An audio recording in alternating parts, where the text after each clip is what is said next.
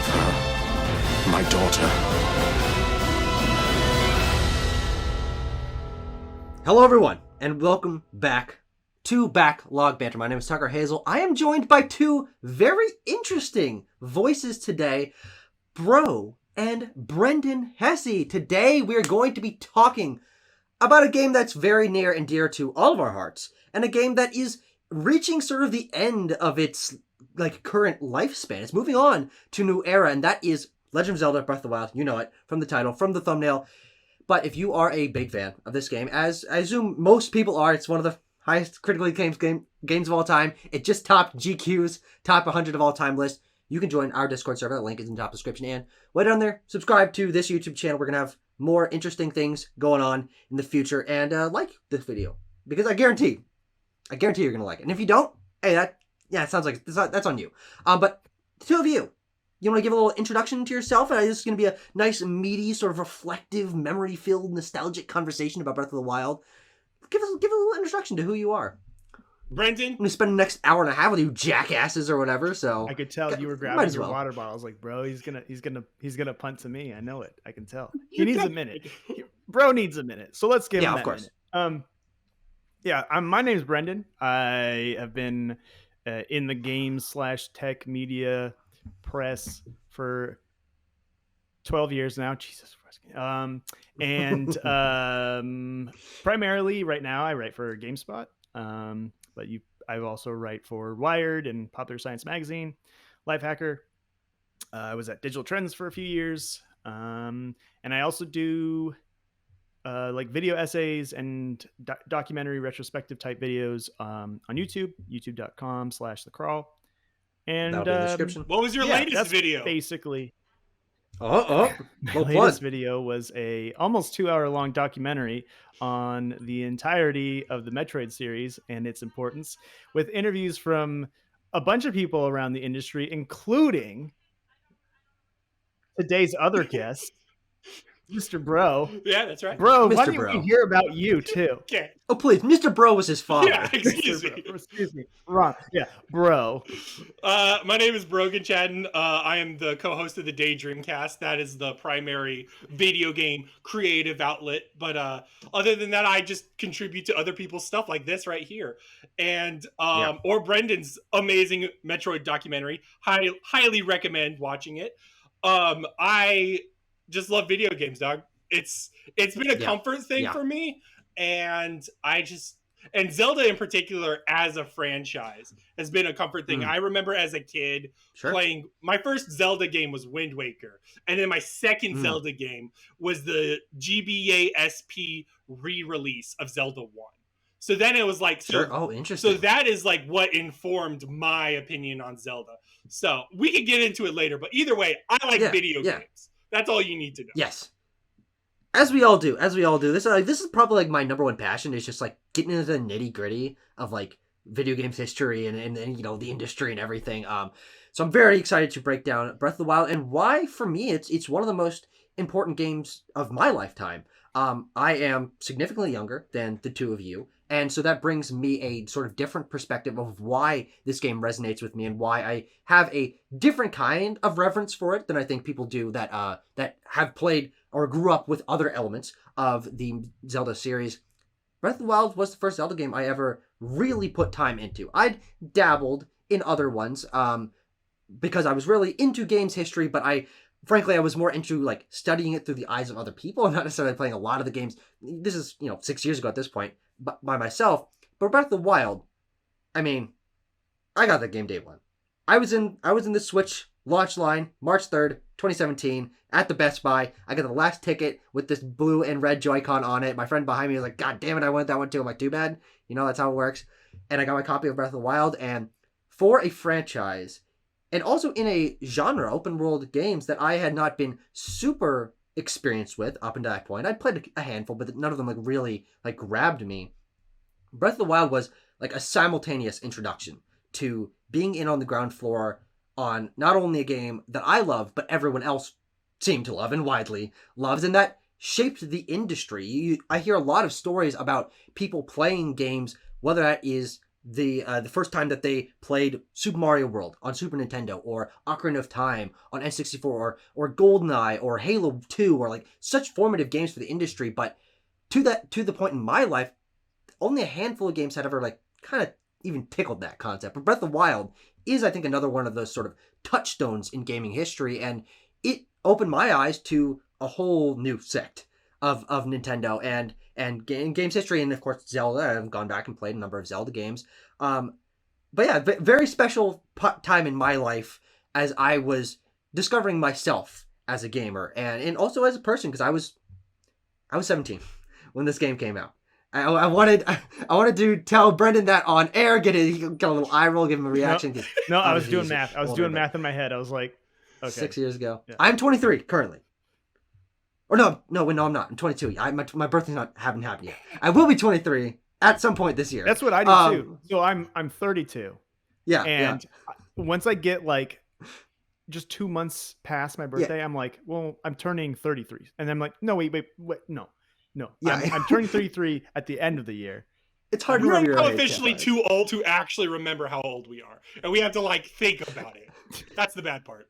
Yeah. I will say, like, it's so interesting that for you, Tucker, because you're so young or whatever. Yeah.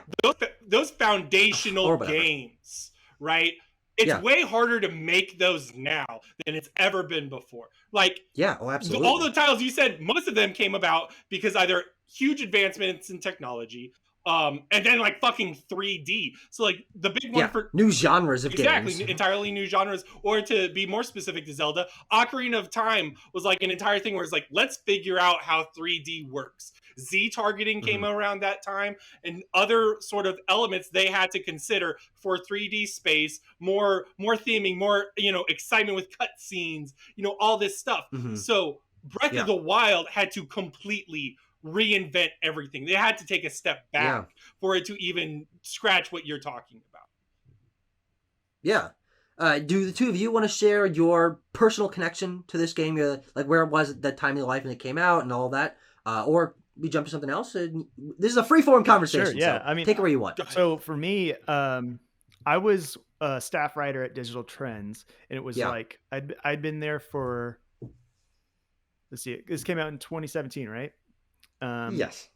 So I'd been there for I'd been there for almost exactly 2 years, right? And that was like my first staffed full-time position in like the media space, writing about games and tech. And so that E3, I wasn't at E3. I covered it like remotely from the office. And so I was sitting there, like in the bullpen with all the other writers, and we would watch the presentations and all that. And afterwards, like the Treehouse presentation was happening that whole week, right? And I just had that on constantly. And when it wasn't on, I was watching the VODs of the stuff I missed, all this stuff. Yeah. And E3 2016, you mean? Yes, 2016. Yeah. Gotcha. And that was, so I guess at that point I'd only been there for about a year. But anyway, that was the first time since Skyrim, about, whatever, like 6 years before that I was like at a fever pitch of excitement for a video game. Sure. And it wasn't just like, Zelda means a lot to me. Like my first Zelda was Ocarina of Time, and that was like my first video game. We had an N64 when we were growing up. I'm the oldest, and then I have two younger siblings. So we had the N64, and we only had Mario Kart on it for a while. Limiting library. Yeah. And so then we got Ocarina one Christmas, and I was actually like intimidated by it, because I was like, oh, whoa, this is like, I might be scared of this game. This is like, it's interesting. We got the strategy guide, and this kid's got a sword, and there's skeleton spiders in there. Oh my god, this is edgy. It's edgy. Yeah, dude.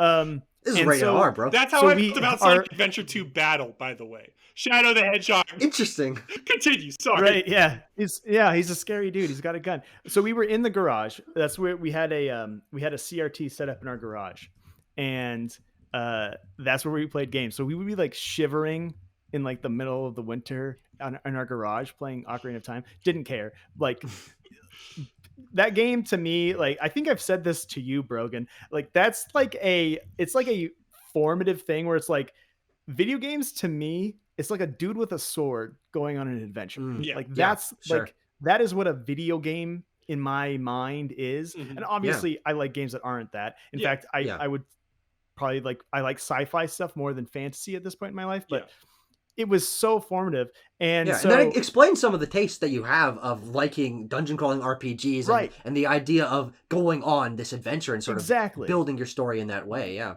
so anything that like kind of touches that childlike memory of playing Ocarina really speaks to me. But anyway, I loved Zelda, right? But I'd kind Yeah. of fallen off. Like Wind Waker to me was my favorite Zelda. In some ways it still is, but I had really fallen off the series as I had gotten older. And in fact, at that point, I had only kind of recently gotten back into video games, like with Skyrim and Dark Souls. Like my high school era, I wasn't super into games. I liked them, I played them, but I wasn't like a diehard like I am now. And so I was shocked when they first announced Breath of the Wild, and I was following it intently, and everything about it, just how much of a different take on the Zelda formula it was, while also going back to the Zelda roots of like the original Legend of Zelda. It spoke to me so much, and I like for whatever reason, I just sat there and I just watched Zelda gameplay trailers and the treehouse stuff so much that even my editor at one point, he like walked past, he's like, "Are you still watching that?" And I was like, You've probably seen this like 6 times by now. Yeah. I was like, they're just playing it. I'm just watching. I would, and once it was over, I'd watch IGN's gameplay. I'd watch ours. I all this stuff. It was amazing. Like to even now, like I have not done that. I have not like sat down and been like, I'm just going to watch someone play this game that isn't out yet.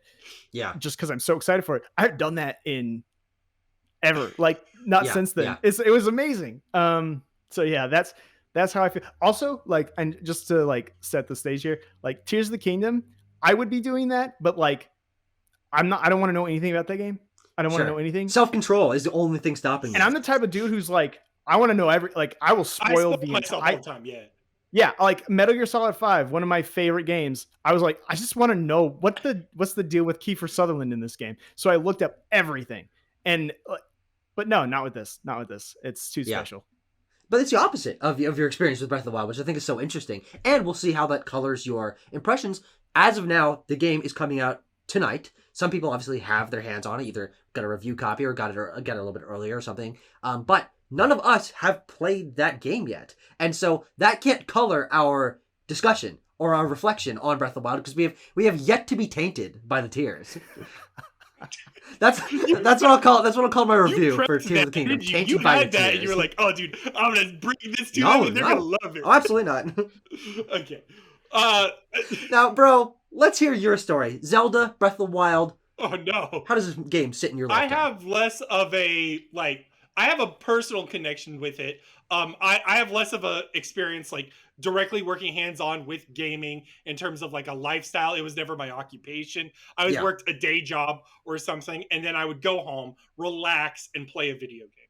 And that's typically how I did it. I always liked writing and stuff, but like those were separate things. However, I think where it intertwines is, and Brendan, we have talked about this before, because I think the fundamental difference between you and I, Brendan, at least when it comes to appreciating dungeon crawlers and appreciating like something like Zelda, is like I liked more meditative experiences. Like I really enjoy like Shadow of the Colossus for how vast and empty its space is. Another game with the guy with the sword. I mean, I love that sword, but instead of going through the dungeon, I am by myself in solitude, meditating on things, and then when I feel like overcoming an obstacle, I meet the obstacle. Like that. Does that make sense? Sure. Yeah. Right, Brendan? You're like, yeah, different kind of guy with sword game. I'm just sitting here going like, I like the reason that I love Shadow of the Colossus and the reason I love like Morrowind and stuff is for that like meditative thing too. Yes. No, I get what you're saying. No, but I guess the other thing to say was like, so when Zelda happened, again, my formative experience was Wind Waker and NES Zelda. Those are like the ones where I'm like, I love the freedom, I love the meditative aspect, literally being on the open sea. Like same thing, Yeah. right? Yeah, and those are, to this point, probably the two most open Zelda games Yeah, that had been absolutely. released before Breath of the Wild. Yeah. And like maybe not necessarily in progression, but more so like space, literally the space in which you're sailing in open sea, going to island, right? So those entranced me. So for me, exploration became such a key part of it. Freedom became such a key part of it. That became the joy of it. Not so much because, like, I'm gonna be real. Wind Waker, Legend of Zelda 1, not the best in dungeons. I could say that safely. Those weren't formative, so like dungeons were less important to me.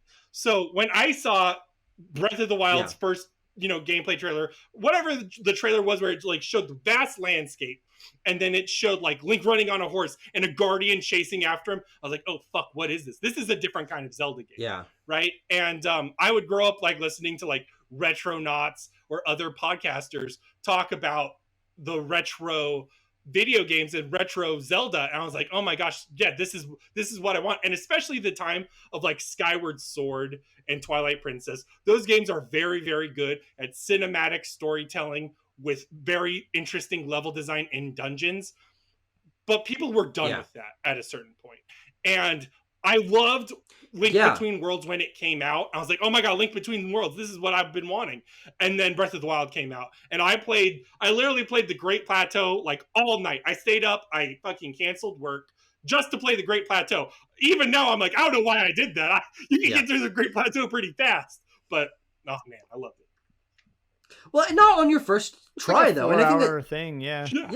I mean, and you can also spend a lot more time there. So I don't begrudge you for that at all, especially because you didn't know at that point like how big it was going to be. But I think that what Breath of the Wild is so interesting to me, looking back on what I didn't know necessarily at the time because I didn't have hands-on experience with, to that point, what the bulk of the 3D Zeldas had been, which is Ocarina of Time, Majora's Mask, Wind Waker, Twilight Princess, Skyward Sword, all sort of in that same vein, very focused on getting to the dungeons, less on, except for Wind Waker, the world in between, that space, more deliberately crafted areas, much more puzzle focused. But Breath of the Wild, I think, and why I think it stands so much as a landmark moment in gaming history, as I want to get to, but at least for Zelda, how it reinvents Zelda, which is both it's absolutely its biggest strength, but to some, the reason why it doesn't reach the heights of other Zelda games. But the fact that it pulls from Zelda's history, and that's why it feels so still naturally Zelda, even though it's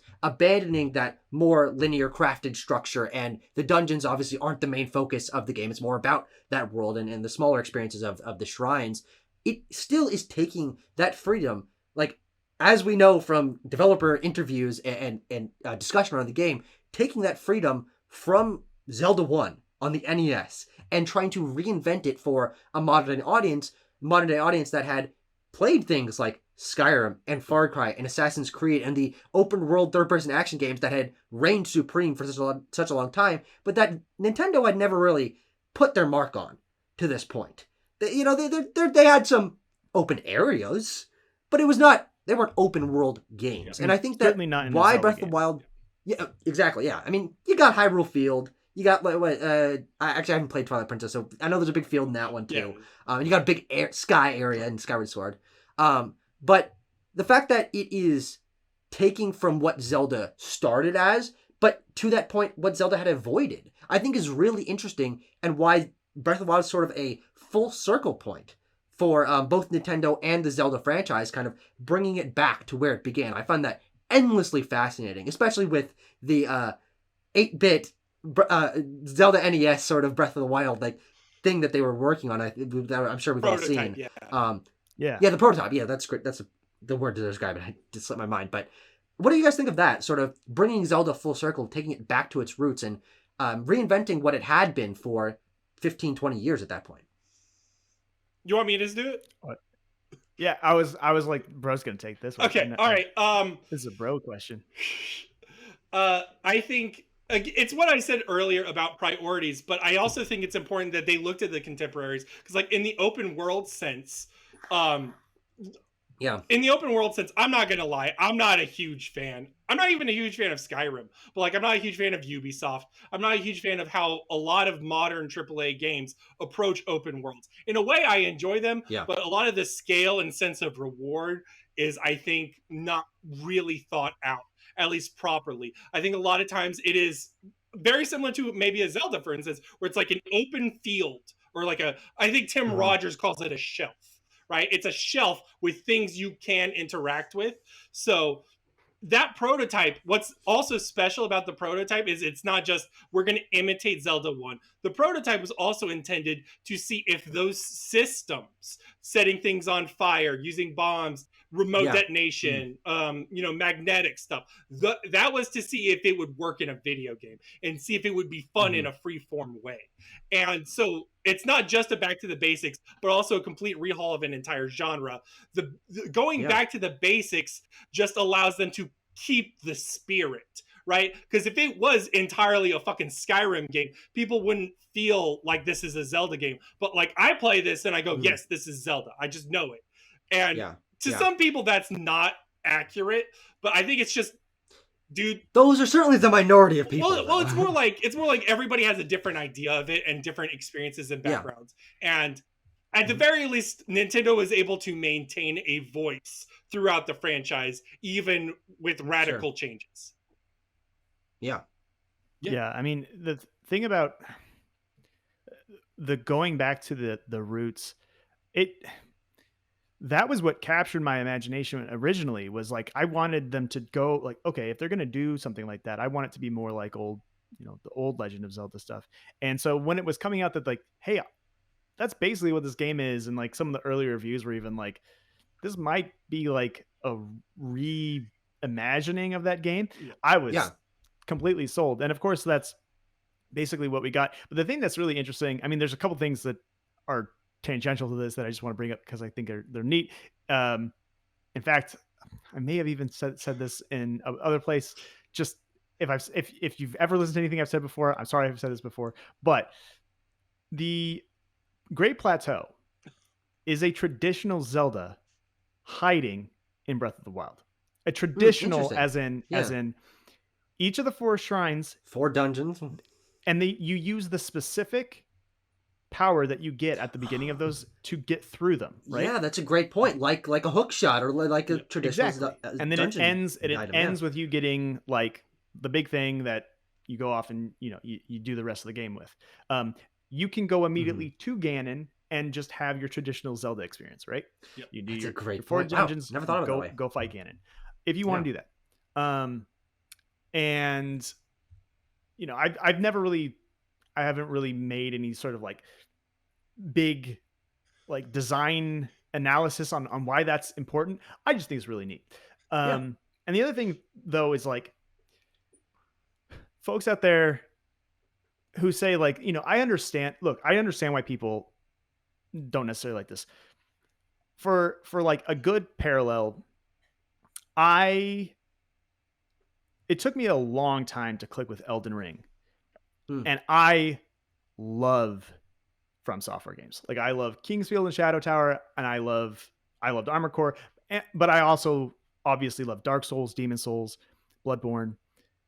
But Elden Ring felt like I was like, what I want from a From Software game is a spaghetti plate of corridors filled with enemy gauntlets, and it's going to be challenging. I'm going to get lost. I'm going to be, frustrated the whole time. Weird ass mechanics. And Elden Ring was like, exactly, like what is this random item that I got? How did I unlock this thing? I don't know what's going on. Elden Ring didn't have as much of that. It does, obviously. And once I finally figured out what Elden Ring was doing and how it was approaching certain mechanics with that ethos, it clicked a lot more. It took like a New Game Plus run for it to really like solidify. But like, I know what that feels like to be like, I should be super stoked about this big new evolution of a thing. And it's not at all what I wanted. So like, I get it when people are like, Breath of the Wild just isn't Zelda to me. But to me, dude, this is peak Zelda. Like it's so much Zelda. Not just like because for me, Zelda isn't just going through themed dungeons with a specific item to do. Mhm. It's poking around Hyrule. It's bombing a wall, Yeah. seeing, okay, is there something there? There is. It's a fairy fountain. I got a heart container. Okay, now I'm, I can go do this side quest where I trade a bunch of stuff, and now I have this cool new item that I don't need to beat the game, but it's a giant sword that a Goron made for me. Sweet. And that's like all that Breath of the Wild is. It's all of that stuff. And I love it for that. Yeah. So yeah, I mean, I don't begrudge anyone for feeling like it's not for them, but I push back a little bit on this idea that like it's not Zelda at all. It's Zelda. Yeah. It's just there's a lot of different things that make up Zelda, and Breath of the Wild chose to focus on specific. Hone in on one. Yeah. Exactly. Yeah. And to that point, again, an element of Zelda that had been sort of strayed away from, because it is a lot of people that say Zelda is what they started in Link to the Past with those dungeons and then transitioned into 3D, and it's about those dungeons, it's about the progressions, it's about the items. But as someone who, again, did not play those games before I played Breath of the Wild, I did not have that expectation going in. And the Divine Beasts are, I mean we can get into them, but like they're not even like, they don't even really factor into my mind. They're a part of the game. Yeah. And they're fine. They're complex shrines at the most. Yeah, exactly. Yeah, but the shrines and the puzzles and the integration into the world is really what spoke to me and made it feel like much more rewarding of an open world experience. There was a video I was watching today or yesterday or something. I've been watching a lot of Breath of the Wild, the retrospective content, and Tears of the Kingdom forward looking content, all sorts of stuff. But the difference between Breath of the Wild and some of the other big open world games of either its contemporary time or slightly before, things like Skyrim or Witcher 3, those are window dressing open worlds. The trees can't be cut down, the grass can't be interacted with, but the idea of Breath of the Wild being a world that can be messed with in ways that you might find surprising. And for me, as someone who grew up with one of the formative game for me being Minecraft, a world that is a game that's entirely predicated on every interlocking system of physics and blocks and items being interacting with each other in different ways, Breath of the Wild feels like it's taking that granular nature of messing with a world in a survival sandbox game like Minecraft or other contemporaries, and placing it onto the texture and world design, deliberate world design of a Skyrim, which has a phenomenal open world, but you can't cut down the trees and the rocks are just there and the enemies are just like plastered onto locations. But Breath of the Wild feels more alive because the systems interlock. And I think that is really the step that Breath of the Wild took to making open world games feel like they could be something more. It took I said this, I don't know. I keep saying where I said this. It doesn't matter. I've said this before. But anyway. You probably haven't heard it. If you're watching Backlog Banter, you probably haven't heard it. Yeah, that's probably true. I think Breath of the Wild, it's the true inheritor of the Ultima Underworld legacy, which, if you don't know what that means, Ultima Underworld was like the first immersive sim, right? It was a dungeon crawler, but it's where you could throw a rock at a thing and it affected the world in a physical way and had ramifications. You could do things beyond just what your character's stat sheet was or what items you had. You could solve by playing with the physics of you could the controls of the world. Make a spider mad and it will attack this goblin, and okay, now I don't have to fight the goblin. It sounds so quaint, but at the time it was such a big deal, right? And that evolved, and it still is to this day. Lots of games don't take that step, and there's a reason why not, because it's Arcane's games kind of do that with Prey and Dishonored. So Arcane, like the folks who made Dishonored and Prey and whatnot, that studio's lineage starts with Arx Fatalis, which was a spiritual sequel to the Ultima Underworld games. Then there's the System Shock watch games. the no-clip documentaries about Arcane. Yes. So all these immersive sim games, right? And then they there's stuff like Far Cry 2, which was it took those immersive sim stuff and put it in an open world. And then Metal Gear Solid 5 did that with a stealth focus. And what Breath of the Wild did is it did like all of that, and then it was like, and we're gonna have a weather system, and we're gonna have a cooking system, we're gonna have all this stuff. So I think to me it's like it's the ultimate Ultima Underworld, and interesting.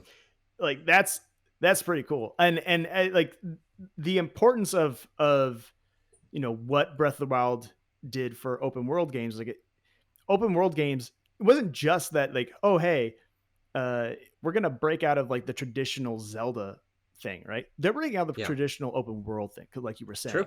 And it's surprising that so many games, like the lessons that people took from Breath of the Wild, it overwhelmingly seems to be like, we're going to have a minimalist soundtrack. We're going to have very atmospheric sounds, green rolling fields. Guy standing on a cliff with grass. Yeah. Camera pushes in. The bad lessons. Sonic Frontiers. Like Genshin Impact. Pokemon Legends Arceus. That same fucking shot. Like that's the lessons everyone took from the Breath of the Wild. They haven't taken the fact that you can just problem solve your way across that entire map is so cool. Yeah. And it's absolutely unprecedented. It's amazing. Yeah. Bro, your thoughts? I wanted to add, first of all, I've learned a lot here in the span of 2 minutes. Starting from the Minecraft onwards, because I never even thought about Minecraft. Minecraft might perhaps be one of its more modern influences, more than Skyrim even, perhaps, because of those basic elements. Yeah, and Minecraft is also a very Nintendo-esque game, even though it's not. That's weird. Anyways, to bookmark that, I think what's so important also is like these systems are not just emergent. It's not that they just introduced systems, right? It's that they thought about the map. I was replaying it the past 2 weeks, and I tried to pay attention to every fucking hill, every fucking tree. And I looked at all the fucking Clorox seeds. Let me tell you, I will defend the Clorox seeds till my dying breath. Oh yeah. But I mean, I don't know that many people that don't like them. No, I mean, I think a lot of people. Okay, this is going to be such a big topic that I may have to scattershot this throughout the podcast. I think one of the fundamental issues of people not liking this game is incentive. There's two different, like, there's multiple types of incentives in this thing. That's why it's the Ganon thing, where it's like, when you feel like you've had enough of Breath of the Wild, you can end it whenever you want. Right? I've had my fill. Let's end it here. Done it. And no one can take that experience away from you. No one is actually expecting you to get 900 Clorox seeds. If you said you only got 30, I'd be like, that's fine. You still beat Breath of the Wild, dog. But even then, they still cared so much about every nook and cranny for those systems and the tests for those systems. So it's just super impressive on the scale it is, you know? Yeah, absolutely. And I think that the deliberateness of the world hiding things, and it seems like Tears of the Kingdom is building on this, but hiding things that feel rewarding to interact with, not on the way that this cave is going to hide the element that will at some point house the enemy that you need to fight for a quest, but that it exists in this world as a part of the world external of your progress through it. There isn't much in Breath of the Wild that is built upon you needing to have done something beforehand to go somewhere and do something. There are a handful, but usually it's clues based. You have to have talked to Beetle or a guy at a stable or a guy in a town or listen to Cass's songs in the right way so you understand that, if I visit this... Go ahead. Yeah, absolutely. Yeah. But those are the kind of like contextual world elements that are based on you knowing the world rather than the world existing to be interacted with. It more exists and you can interact with it. And I think that is a very different design philosophy than most open world games. That makes it feel very Nintendo in that way of like, they put their spin on a genre. We saw them put their spin on the genre of shooters with Splatoon, Smash for fighting games. You know, you can go down the line, but open world games are, especially like last generation and end of and generation before that, like that's the thing. It's open world games. Everyone's copying Ubisoft. You got your fucking towers. You got the little bar at the top that shows you your compass and all that. That's what video games were at that point in time. But Nintendo putting their stamp on that with a different eye into what games can be designed as, I think is exactly why, something that I keep returning to, why this game is that next step. But as you were saying, Brendan, we haven't seen other people take that step. And it will happen eventually. It might take a while. I'm sure other game designers for open world games will start incorporating more of these intentional elements that Nintendo sort of pioneered in this space, but we just haven't felt that yet. It doesn't surprise me that a lot of where we saw It's it, so hard It's to hard. do. and It's scary, it doesn't surprise me that a lot of where we saw it was in Elden Ring with the way that the map Yes. is laid Yeah. out and stuff. Although Elden Ring, I think, had a missed opportunity. Its sightline design is actually, it's fine. It's good. I mean, that world's beautiful, but its sightline design of its world is lacking compared to Breath of the Wild, even though Breath of the Wild is comparatively like more bare and plain in its art direction. Yeah. Its eyesight design of being like, I see a thing here and I'm distracted. Whereas like Elden Ring, it's like, there's a big castle over there. I'm going to go over there and there might be a couple small dungeons here and there, but I know where I'm going. That's Zelda's like, I don't know. Like there's a hill here and whatever's around the hill could be just as distracting as anything on the other side. Yeah. But the thing, I did actually hear a thing about the game design for the map design for the Breath of the Wild. triangles, yeah. Is it the triangles thing, yes, that they hid. I'm sure we both watched the Game Maker's Toolkit video on it. That was the most recent one. I've also just, Yes. I mean, I just watched a lot of the developer Yeah, well, stuff. the concept is they made the map out of triangles, and the triangles offer two solutions, whether you approach them directly, whether that's a hill or a mountain or, whatever it is. Approach it directly, climb it, because you can fucking climb in Breath of the Wild, which I think we need to talk about as another element of why this was a step forward. Or you can circumvent it, and while you're circumventing it, it reveals another set of triangles that then draw your eye to their tips. It's like, paintings, how there's like fucking lines of sight, and your eye is drawn to certain places. Breath of the Wild does that better than any other open world game. Yeah. Because of that specific thing. 100% agree. And the other thing about like the gameplay loop, so those triangles, those moments where you're like, I see a thing and then I'm distracted, and it's like triangles set into triangles. Part of why Breath of the Wild is so imminently playable and like you can put hours into this game is because unlike the vast majority of video games, Breath of the Wild doesn't have a singular power curve or a singular like hero's journey. It's a bunch of little ones that like spiral, right? And what it constantly is doing is it's saying, okay, here's this cool sword you got. Here's all this stuff. All right. Go on this little adventure. At the end of your adventure, your sword's broken, your hearts are depleted, you've run out of food, but you've had this really cool adventure. Okay.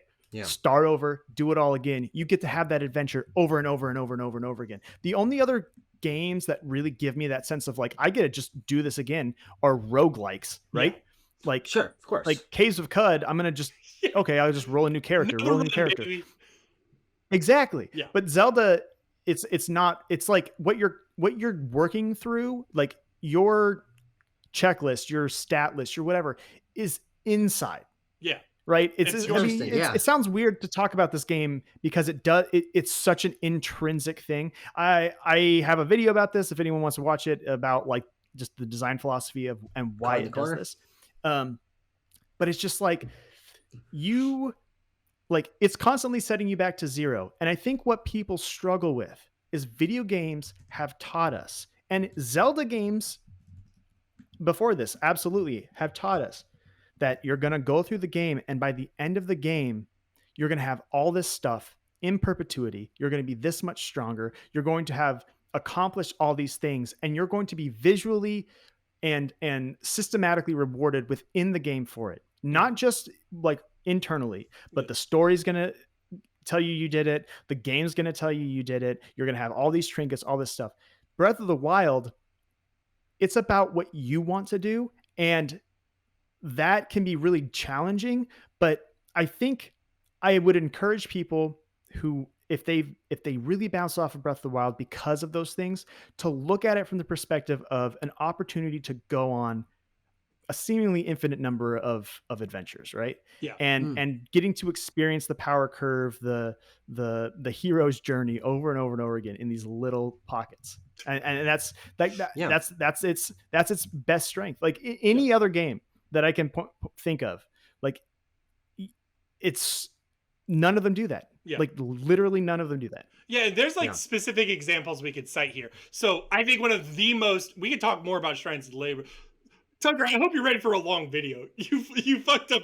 Hey, you asked two of the most verbose motherfuckers you fucked up in the world to be on a podcast about their like not just like what their favorite game of all time, but like the game that in our DMs, dude, we like have like 2,000 page essays to each other, just going back Perfect. and forth.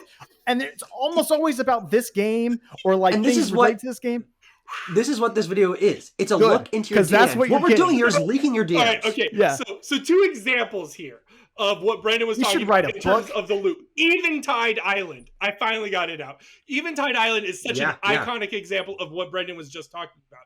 When you get to the island, it takes away all of your items. And it says good luck.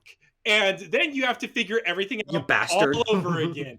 And it's one of the most memorable shrines in the entire game.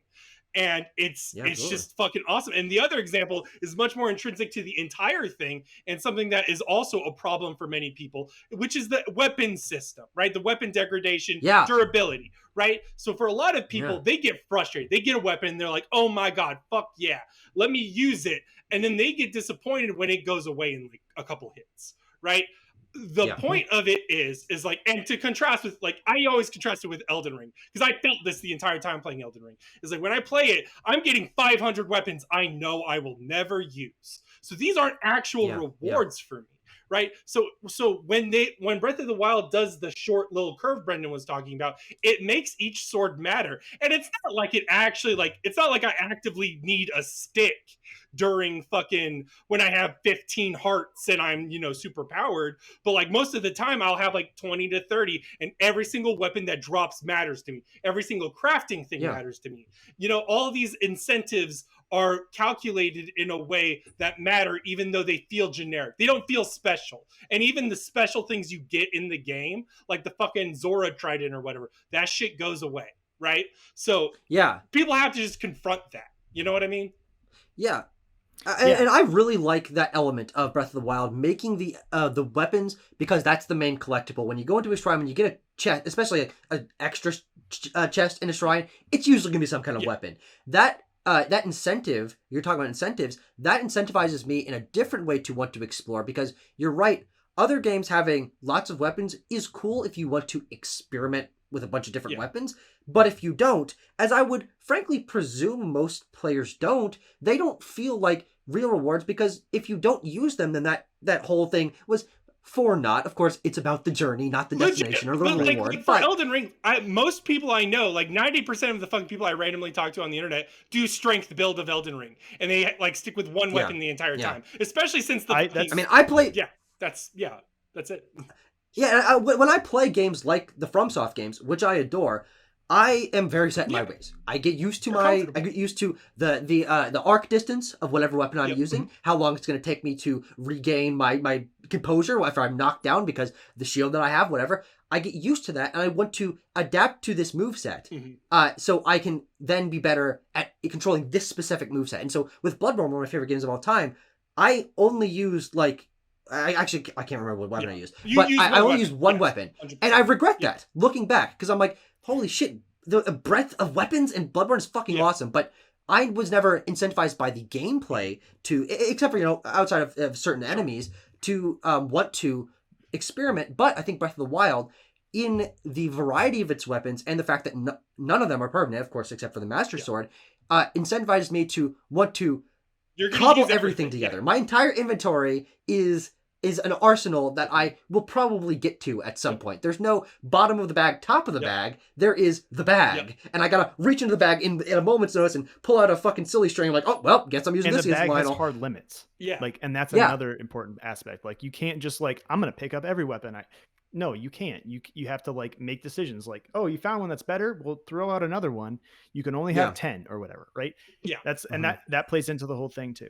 And especially for me, and when I was playing it recently, I looked at my, like, I don't know how many I had, like, let's say 7 or 8 weapons. And a lot of them weren't only just a number. A lot of them were functional, like the rods, for instance, the elemental rods, like the winter rod that freezes enemies. I'm like, this shit is super useful. I want to hold this no matter what. It does 8 damage, but fucking freezing an enemy is really fucking good.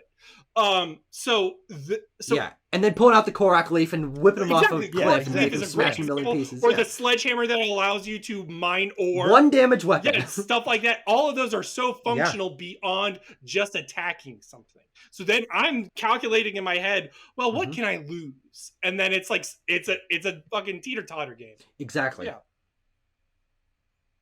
Yeah. Yeah, And when it comes to those special weapons you were talking about earlier, like the ones that are real rewards for like you completed this quest and you got this special weapon, and it's got a unique element to it. And it's got this cool design. There's only one of them in the world. For me, those felt like genuine rewards, not because I was excited to use them, but because I didn't want to use them. And so what I did is when I got one of those, I would put them in my house. That is the way. Back That's what you at should do. Kakariko Village or whichever village it is. Hateno, Yeah, and they acted as trophies. And Hateno Village. But I never used any of those weapons. And when I first got them, I wrestled with them myself. I remember getting one and being like, okay, I could use this. Or I could place it in my house as a marker of my journey and then continue experimenting with everything else. And for me, that was absolutely the right choice and made, even though they were just weapons, they acted as something larger because they were markers in my story. you can get some of them back if you use them and they break. If you do the Terrytown quest, Terrytown quest allows you to end of restore them. Yeah. There's a so there's a interesting. merchant. Okay, didn't know that. It's really expensive, but a merchant you can rebuy those. Same with like the Hylian shield. Yes, yeah. But either way, I didn't use that until like another thing though that it plays into this. Another example of this that I think about a lot because I had this exact Revolis Gale. Yes, it's now ready. Yeah, we all love it. What a great it reward. lets you circumvent and it lets you circumvent a lot of the verticality. You know, I'm a sicko.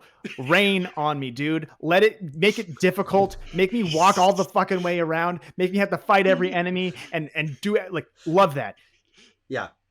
But Revolis Gale, you go over, right?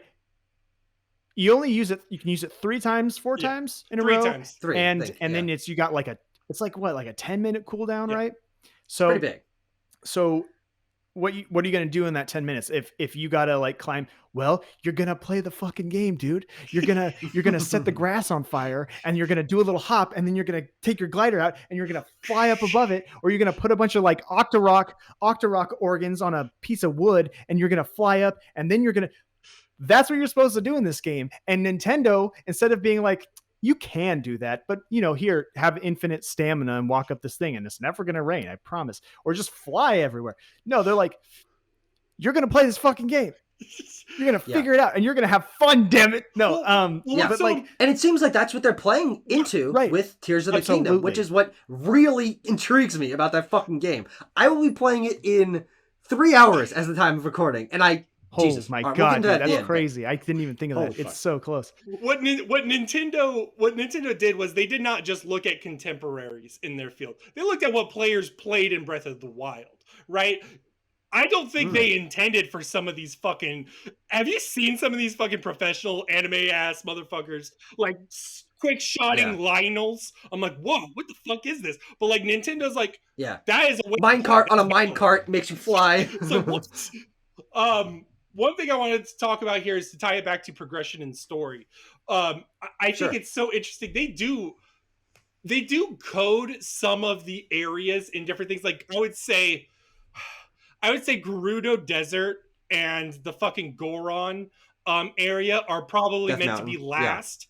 Give or take, and then the Zora domain and then the Rito domain are probably the first, mainly because of the main quest line for them. The quest line for them are way less demanding, especially the Rito one. The Rito one just asks you to shoot some targets, and then you're able to go to the Divine Beast. Whereas, to contrast with the Gerudo one, you have to infiltrate the Gerudo town. You have to actually talk to people, learn how the culture functions in the Gerudo town. They don't allow men, so you have to dress up as a woman. We're not going to get into that. We're not going to unpack that one. You have to do that, and then they give you another quest to fucking get rid of the Yiga hideout. And then once you finally do all of that, you can Yeah. finally get to the fucking dungeon. So they do code progression in interesting Well, ways. you also have to ride the sand sail and shoot the bottom of You can't say. what is You cannot Naboris, say. I think that one. Either Yeah. way, there's a much. But actually, interestingly enough, I think that was the first one I did. That's so crazy. But yeah, that's so cool Really? that you could. You do did the that. desert Yeah, first. I think so. Yeah, It's wild. yeah. And yeah, it's awesome because like I'm pretty sure I did the I did. I think I did the standard path, which was I did Zora first, Yeah. and they incentivize you to do Zora early too because if you That was the last one I Yeah. did because I remember getting Mifa's Grace and be like, this would have been fucking useful earlier. Right. But they incentivize that too because in that area, the way that you remove the constant rain, Mhm. which will make the area easier to navigate, is by doing that divine beast. Yeah. So Yeah. they bake in like an easier progression of that area. Yeah. And I don't know how I knew this. I knew that Revolis Gale was at the Rito. So I did that second. Mhm. But when I did my master, so I've done 4 playthroughs of this game, Mhm. like Yeah. large scale playthroughs of this game. And the one that I remember the most is I did all shrines, no fast travel. And Cool. that one, I'm pretty sure I did the desert first or second in that one because I was like, I want to have Urbosa's Fury, and I just wanted to see if I could. Yeah. And that it's really cool that you can do that. And one of the things that I don't want to say I'm worried about. I don't think this is. I think at this point we can say that it's not happening in Tears of the Kingdom. But I was a little bit concerned that like they were gonna be like, actually, if we do bring back some sort of dungeons, that there's going to now be a set way you go through the world. And I was a little bit concerned. Yeah, I don't think that's. I think doesn't sound there's like- 4. I don't know exactly what it is, but it's still freeform as far as Yes. I know. Yeah, so not a worry. But that is one of the great strengths of Breath of the Wild is that you can approach it from any order. And I never really even thought of how complicated and difficult it was to get to the Gerudo area Divine Beast because that was just my story. It's where I ended up and whatever. And I think that one of the great strengths of Breath of the Wild and why for me it's the most engrossed I've ever been in an open world. Even games that I adore like Elden Ring and Xenoblade Chronicles 3 last year. These are games that I love, but these worlds for me were about their story. They were facilitating a narrative that was being told to me in not with Elden Ring. That was some more community, discover your own and do the lore. But most open world games, Skyrim, Fallout, Xenoblade, these games are telling me a story that I'm excited to like get to the next chapter of. But with Breath of the Wild, the memory story is it's good. It's fine. But it doesn't factor into why I love the game because this game, like we were saying earlier, doesn't tell you to finish it. It doesn't. There's the thing like on your list of go defeat Ganon, but it gives you that so early on that by 10 hours in, you've already forgotten that it was there. Or like it's you're not thinking about it. Exactly. You focus on what, like choice to 40 fucking other things that have popped up. Exactly, and that choice I think is very important because the game, as I said, the game doesn't tell you. It doesn't tell you need to beat it. It tells you be in this world until you're ready, and that makes me want to be in the world more.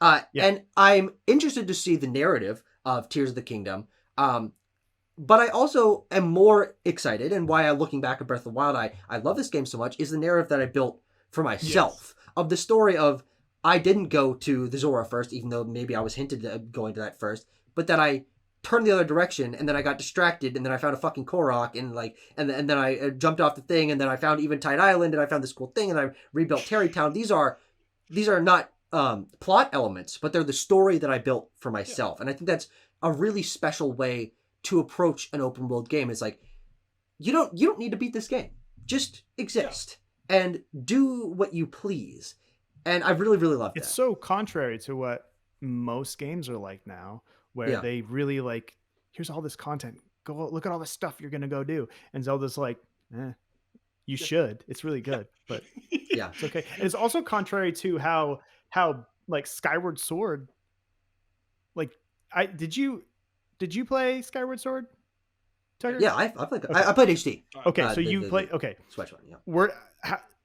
So I'm curious. Like, you probably saw a lot of the weird like Breath of the Wild isms in there, and also like the anti Breath of the Wildisms. Like it's very Yeah. handholdy. Yeah. Everything's very Yes. constricted, very linear. But the stamina but, like, meter, things like there's- that. Yeah. Stamina meter, upgrading your weapons, Mm-hmm. things break. That was in Skyward Sword. Mm-hmm. And actually, now that I'm thinking about it, I meant to ask you this earlier because I just want to know, what Zelda games have you played now? Well, there are a number there are a couple that I've started that I haven't finished. I Okay. played probably 5 or so hours of Wind Waker, but I Sure. want to get back to that, but I haven't. Mostly 2D Zelda games, to be honest. Minish Cap, Link to the Past, Link Between Worlds, and Ocarina of Time, and then Skyward Sword. Okay. And But I've not gotten to Majora, and I've never fucking touched Twilight Princess, even though I actually own that on Wii. But Okay. I've never played that one. So I just want to know, like, of those games, you don't have to, like, if you haven't thought about it, don't worry. But like, what Oh, are he's those? thought Are Are you like, about to ask me about a He's list? thought about it. no. You don't know me well enough. I'm a list freak. You can do a list if you want. What I was going to ask is, of those games, like, did any of them feel more or less like Breath of the Wild to you? Like, which of those, like, where you're like, oh, this is more like Breath of the Wild, or this is like completely not what I expected it would be, you know, that sort of thing. That's what I was curious about. If you want to do it in a list form, by all means. I don't Well, know. I thought you were asking me like rank them or something, but like Breath of the Wild is my favorite. And of course, it was the one that like sort of set my expectations for the series, fairly or unfairly so, because almost none of the games are anything like Breath of the Wild. Right. Of course, you can draw some tangents, but the one that sticks out to me as the one that I clicked with the most and felt the same kind of like addictive quality to it is actually Link Between Worlds, which is the only other Zelda game that you can approach the dungeons in a variety of orders, because you go to the shop and you buy the items and you sell them back if you want to, and you just sort of take it at your own pace. And that game really grabbed me in. There's also the same kind of like Clorox style collectibles with like, I can't remember what they're called, but the little guys that are like hiding around the map. The Mime-Eyes. Thank you. There you go. Perfect. Good pull on that one. But I that beat is that certainly game like 10 times. I love that game. Oh, I love Link Between Worlds. This is not a But Link Between Worlds cast. Skyward Sword, Skyward Sword I liked for the opposite reason, because while I am espousing the glory of the freedom of Breath of the Wild and the game not telling you to finish it and then not being predicated on the actual plot that it's like sort of the cutscenes are telling you, that is very opposite to the way I play most of my games. I am a story first guy. I'm actually not a gameplay first guy, which is very different from a lot of people that I talk to. But a lot of my favorite games of all time are about that narrative and the way that gameplay supports narrative rather than the other way around, which I know is kind of the inverse of how many people think about it. But games like Last of Us Part 2 and God of War Ragnarok, two of I think the best games the industry have ever made, those are much similar to what Skyward Sword did. And so when I was playing Skyward Sword, I'm like, thank you. I love hand-holding. I like linearity. Tell me your story. Lead me through these worlds. Make it very crafted and like straightforward. I like that a lot. And so playing a Zelda game that had, as you were saying, some elements of Breath of the Wild that I was sort of familiar with, but that placed me onto that more linear track, I actually really found a lot to appreciate out of Skyward Sword, because I was bringing into it like an intersection of elements of Zelda from Breath of the Wild that I like, but the structure of other games that I actually prefer on the whole. Breath of the Wild being one of the only examples of me really wanting that build my own story, a gameplay focused loop, because it's mostly the Sony first party games, over the shoulder third person fucking action games that I really gravitate towards.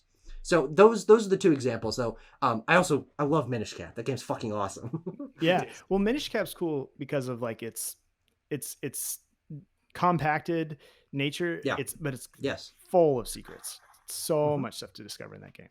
But a lot like Breath of the Wild. And I think that's another reason why Breath of the Wild feels, as we were sort of talking about with the triangles and the design philosophy that's about the world existing for you to discover, not, or whatever I said earlier. Sure. It was cool then. Yeah. So just remember back to that. But is the Clorox, I think, let's get to them. Clorox, I think, are the key element of why this game feels as alive as it does. And there are some people who say that Breath of the Wild feels like an empty map. I don't get that. And I don't understand that at all, because the element of something could be hiding, and even if it's just a Korok, it's a Korok based around a fun puzzle. They had to think about it. Yeah, exactly, and it feels very intentionally crafted in that way. the Clorox aren't randomly spattered around. Like they're not in different places. It's almost whenever you like spawn up a new game. power up in Metroid, Yeah, where you got to like exactly. destroy the wall and Exactly. Yeah, that's a great point. Yeah, and I I heard booted some up- people say something like that before. It's Oh, is that a bro saying? Oh, okay. But actually, I started up Breath of the Wild last night. I had been 4 or 5 years since I'd played it. I am not a game replaying guy, so Breath of the Wild, that was my experience with that game, and I have not gone back to it in a full earnest way. But and then you put it away. I did, and that was enough for me. But I wanted to sort of like reattach myself to that world, not only for a conversation with you guys, but for gearing up for Tears of the Kingdom. And the first thing that I noticed was that Clorox were like exactly. I was focused on Clorox. I'm like, I want to look at this world and see the funny looking thing over there that probably's got a guy hiding under it, a funny little guy with a yahaha that you found me. And so Clorox, I think, are a much stronger part of this game's design ethos and why it's so engaging to dick around in. That really incentivize the exploration in this game. I adore the Clorox, and I think on my like main save when I was playing the game back in I probably played that game through March 2017 to like early 2018. I think I got all the Clorox. Like I made a concerted effort to find the fucking interactive map on whatever the hell website, mark them down, open the map, zoom in, place the little Clorox seed stamp everywhere on the fucking map, go to them one by one. More than I did. Yeah. I think I got over 900. If I got them all, I think I got them all. I don't know if I would have stopped like 99% of the way there, but I made a concerted effort to that, just proving how much of a boon to my enjoyment of the game that element of the game is. That's really impressive because even in my like all shrines no fast travel, I only think I got like 200 or 300. Yeah. Really? Yeah. Okay. I mean, that's part of the thing about that game is like I only did them if I ran into them and I felt like doing it at that moment. Like, it's the kind of thing where it's like they're everywhere, literally everywhere. And like if you need them, you don't need to be like, oh, I gotta go find it's like, all right, I'll just walk around. Oh, here's one. Got my upgrade. Good. That's all you need to do. Like it's not like collecting, I don't know, something in Assassin's Creed, right? Where you're like scouring the map, trying to find the last one. Where the hell is it? It's like, no, they're all over. Yeah. You have to be. Yeah. And there's way more than enough to fully upgrade your inventory, to where it's not about that completionist. Like to the point of like half of them being like, literally they don't fucking do anything because the game you don't need that many to upgrade your inventory. That I think de-incentivizes the completionist aspect, which I do appreciate because in the games that other open world games that I have gotten really into, and the few that I have platinumed, games like Marvel Spider-Man or Star Wars Jedi Fallen Order, which is a game I platinumed but I actually didn't like, so there's a disconnect there. But those games are about that. You see the blank number out of blank number, and I want to get that to 100. And I want to see the little checkbox next to it. And of course, that's an element that people malign for some open world games. But for me, that is a huge boon to those games. But I think that Breath of the Wild, feeling so different in structure, it's a very good thing that they weren't like, there are this many Korok seeds, right? And you're going to find them here and, get them all, and we're going to give you a great reward. It's like, here's some shit. Yeah. It literally. Yeah. It feels more like a resource rather than like a collectible. True. Yeah. I think there's a lot to unpack, and I'm like, oh my god, where do I begin? Where do I start? Because I haven't talked in a while. How about the beginning? From the beginning. First thing, I never fucking finished the main story dungeon champion beast thing, because the other aspect of shaping difficulty is literally location. So like Zora's domain is literally right next to Kakariko and Hateno. You're very likely to see it if you're looking in the general area. And then there's also harsher conditions in Gerudo Valley. And obviously you need fucking elixirs, or you need to prep yourself with lava of the fucking Gorons. Like you have to be ready for that. Death Mountain. So like those are like very different locations, and the player knows how to deal with those. The other thing I was going to say, to tie back to Brendan's thing about the no warp, this time around, when I got the Master Sword, I talked to the Koroks, and they told me how to get out of the forest. And you don't need to do that. You could just warp out. Yeah. But they thought so far ahead, is like, we're going to make a little experience for you to escape the fucking forest. And Oh, cool. Didn't even know about that. And like when you look at the map, I don't know if you've all ever done this. When you look at the map, you can see the trail, the entire line of experience your Link has gone through, and that would be only after the DLC, yes, I believe. I believe that's part of the first that expansion. was an add-on, yes. Yeah. But either way, like That's looking back after the fact, it is such a really cool feature because like if you did a no warp experience, you could literally see every aspect of it. And to go to the Korok thing, with the Koroks, it's about the journey. And that's really, you're right, where it's like it embodies a lot of the incentive aspects of Breath of the Wild. It's like the reward really doesn't matter, dog. It just doesn't. Mhm. It's if you wanted the 900 Korok seeds, you did it because you wanted it. And exactly. That's it. And here's some and if you just saw it alongside the road, you took an interest. Your eye was like, I bet there's a Korok there. There's a bunch of statues with some apples on them. There's one that doesn't have an apple. I got some apples. Or like I have to match the apples to the tree. That shit's weird. But either way, there's such really cool ones. And then the other thing regarding story is yes, I like the memories. I think it's very interesting and probably the most flawed aspect of progression, where you can see the story scenes out of order, so it's really tough sometimes to gauge whether or not the emotional resonance of Zelda's journey, especially because Zelda has a personal journey of feeling like a failure with father, etc., etc. That stuff can be really, like, I don't want to say missed, but like those orders can be really skewed for some people. But for me, the best aspects of the story were NPC villagers giving me side quests or me seeing things in the world. So like two of my favorites are the one where they make you check out the Leviathan skeletons. The Leviathan skeletons are so fucking cool because it's like such a like a Dark Souls or like a such an other thing where it's environmental storytelling that only matters if you have the continuity of playing the games to be like, that's a fucking whale skeleton. And for whale skeletons in Zelda, that fucking matters. That's a fucking whale with the wings on his back. That's the windfish. He's dead. Yeah. Like that says so much about the game. Says so much. And then the same thing happens with, you have to rebuild the Mirror of Twilight as well. There's like a thing there, and that's its own side quest. So these little aspects like that, it's like they don't expect you to fucking talk to these people. But if you do, you get a lot of story that really rewards the franchise as a whole. Yeah. Yeah. Brendan, you have any side quests or like mini stories that like stick out to you as really special from this game? I really liked I think actually it was part of the Ballad of the Champions DLC, where you have to wait for the dragon to come. It's actually by where you check out the Leviathan. Like you like shoot its horns. You have to do that. Anything to do with the dragon. Actually, the best one is that corrupted dragon that you find up in like the northern part of the map. Yeah. And it's like, it's all like, and you have to like shoot at things. Shooting arrows at it. And like, that's so cool. Yeah. That was so cool. I remember walking up on that and being like, what the fuck did I just stumble on? What is going on here?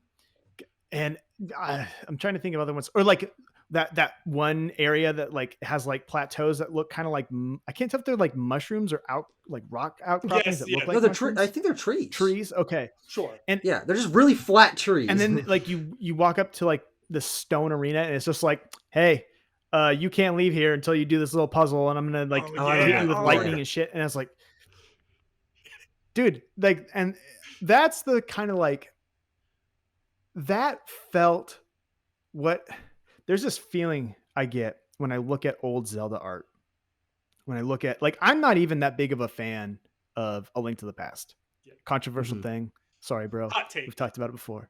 Hot take. I think it's a good game. I'm on your side. I think it's a good game. It's a good game. Yeah, I'm on your side though. Mid, but the art of that game, not a surprise at all. Bro knows me.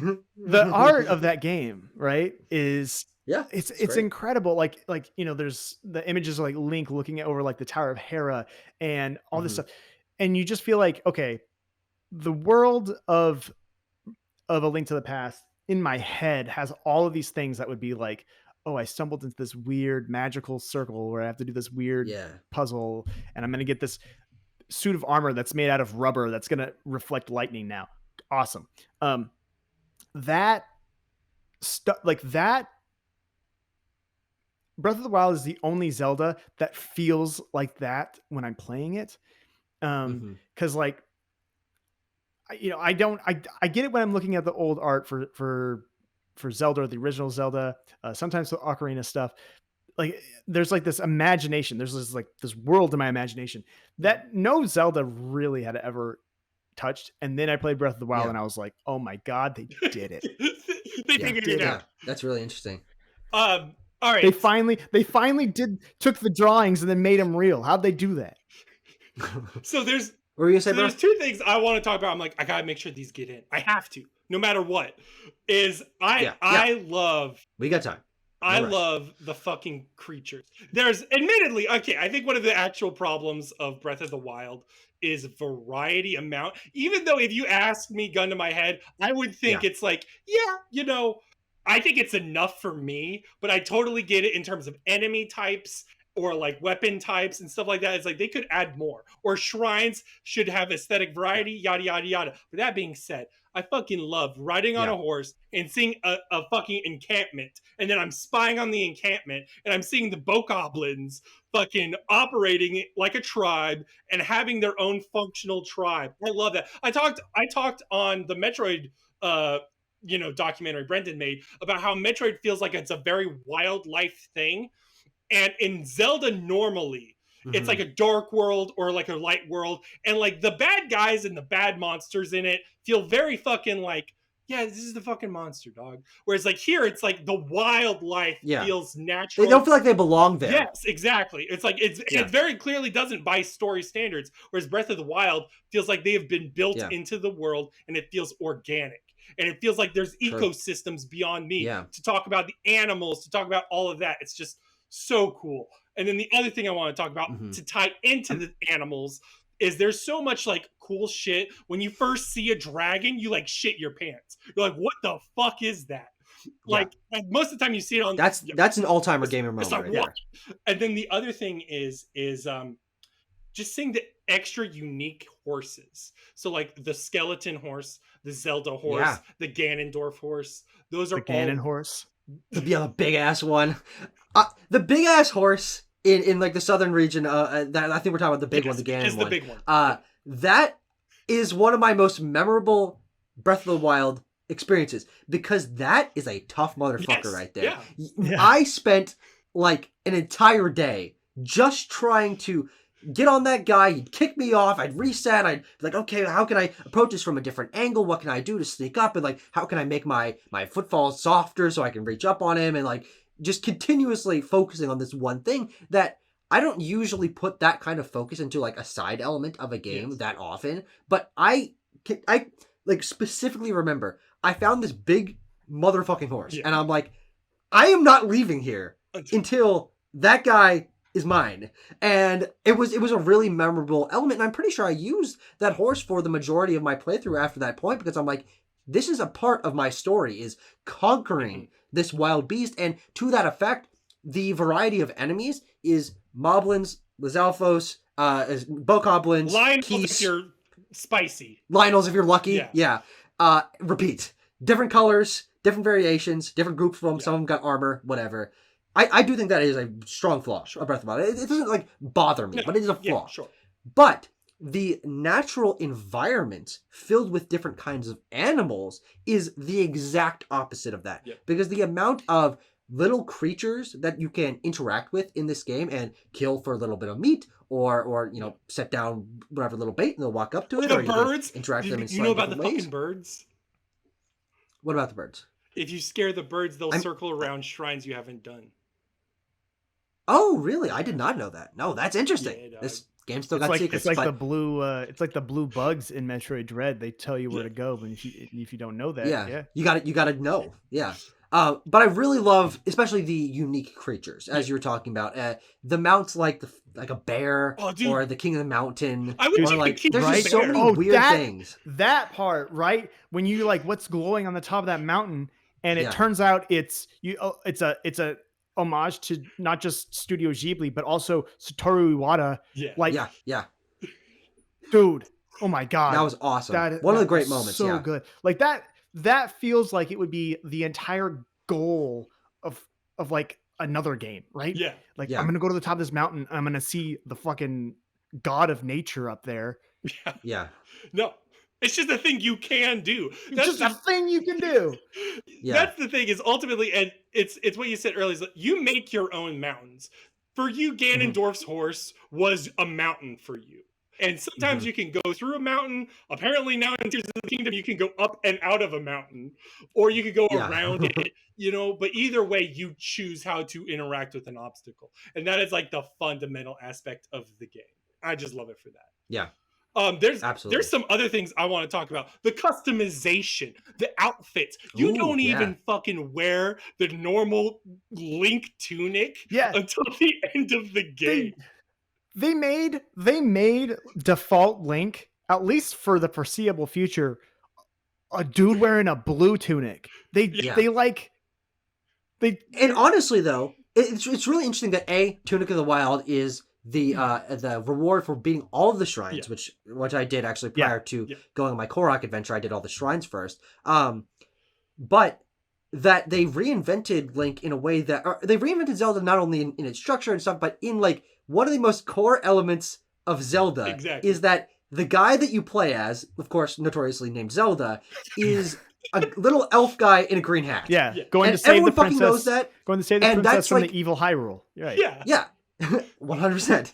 And that is like one of the main things that has stayed consistent across every Zelda game up to that point. And to the point of Breath of the Wild, seeing that Twilight Princess, Link in Brawl and in Smash 4, and like Zelda, Link, gritty, kind of just a guy, like not just like, of course it had been built up that this legacy of a guy in a green tunic is the hero of Hyrule and all that, but this Robin Hood, Peter Pan looking.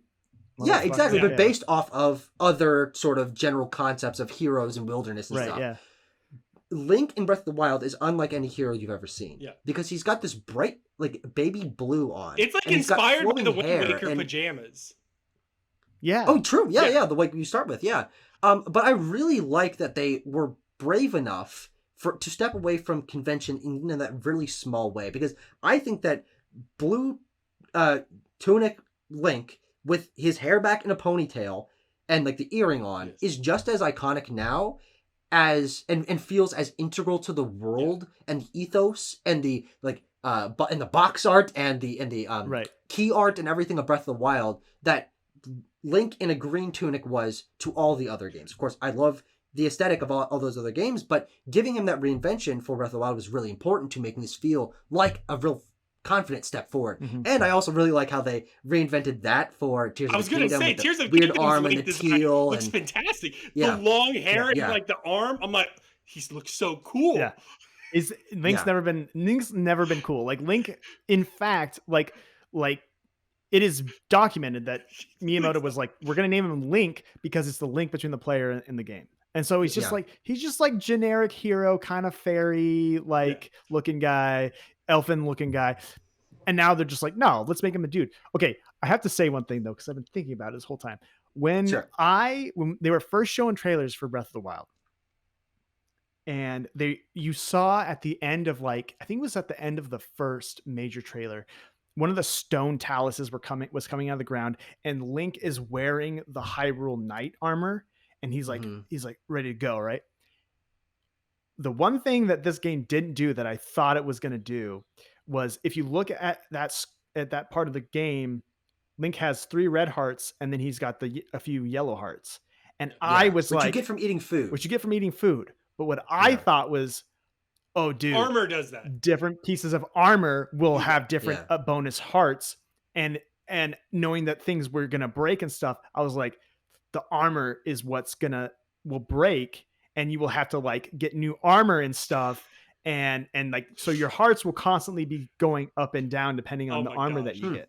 Now they didn't do that. They didn't go full Shadow Tower with it, which is disappointing. But you'll forgive it this time around.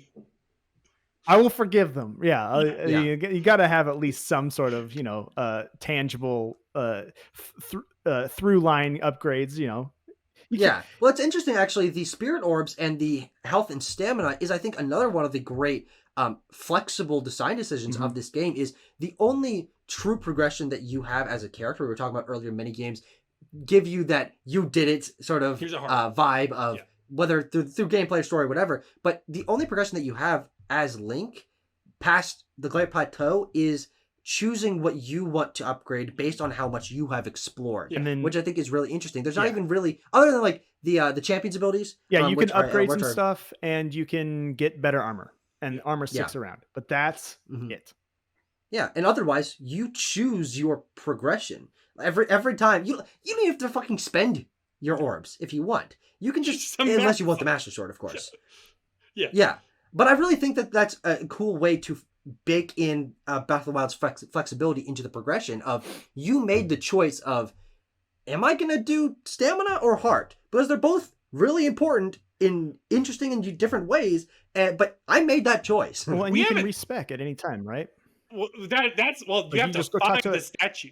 You have to find. Yeah, you have to find the set. Sure, right. I mean, it's kind of like an Elden Ring where it's like you can do that thing, but you have to go through that dungeon and find that one specific item, and then you can do it. But like the other thing about that customization thing too is like the completely lost what I was gonna say. I just completely lost it. It's just what I was gonna say was is You'll find it.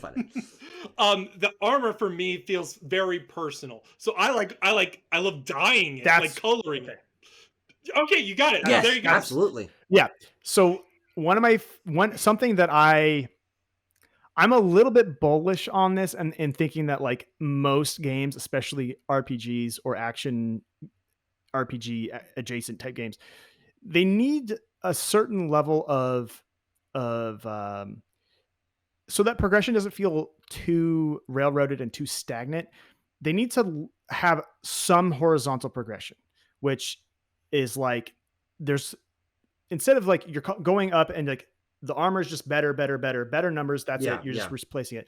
It's like this armor can do one thing, or this weapon has this ability, and you need to swap between those things, either A, because of utility, or B, because we're going to break it and you got to go figure out what to do instead. Yeah. I tend to default to wanting my things to break because I'm a masochist. But to Breath of the Wild's credit, it is really good at keeping almost everything that you get in this game useful, viable, and necessary and useful for the entirety of the game. Like putting that rubber suit of armor on that doesn't have very good defense, but it protects from lightning. So if you're in an environment where you're like, I'm getting rocked by this lightning, I'm gonna put this on, no worries, you're good. Same with the climbing gear. It takes away the or the barbarian gear for sets, like set bonuses are super important. Like or just all of that just encourages you to use it, where you'll put on something just for the sake of being like, I'm prepared, I'm ready.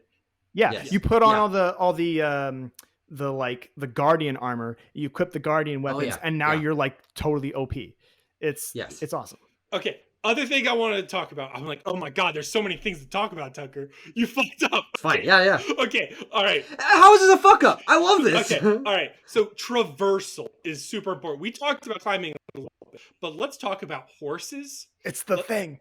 Let's talk about the thing. It's my favorite thing about this game. Shield surfing.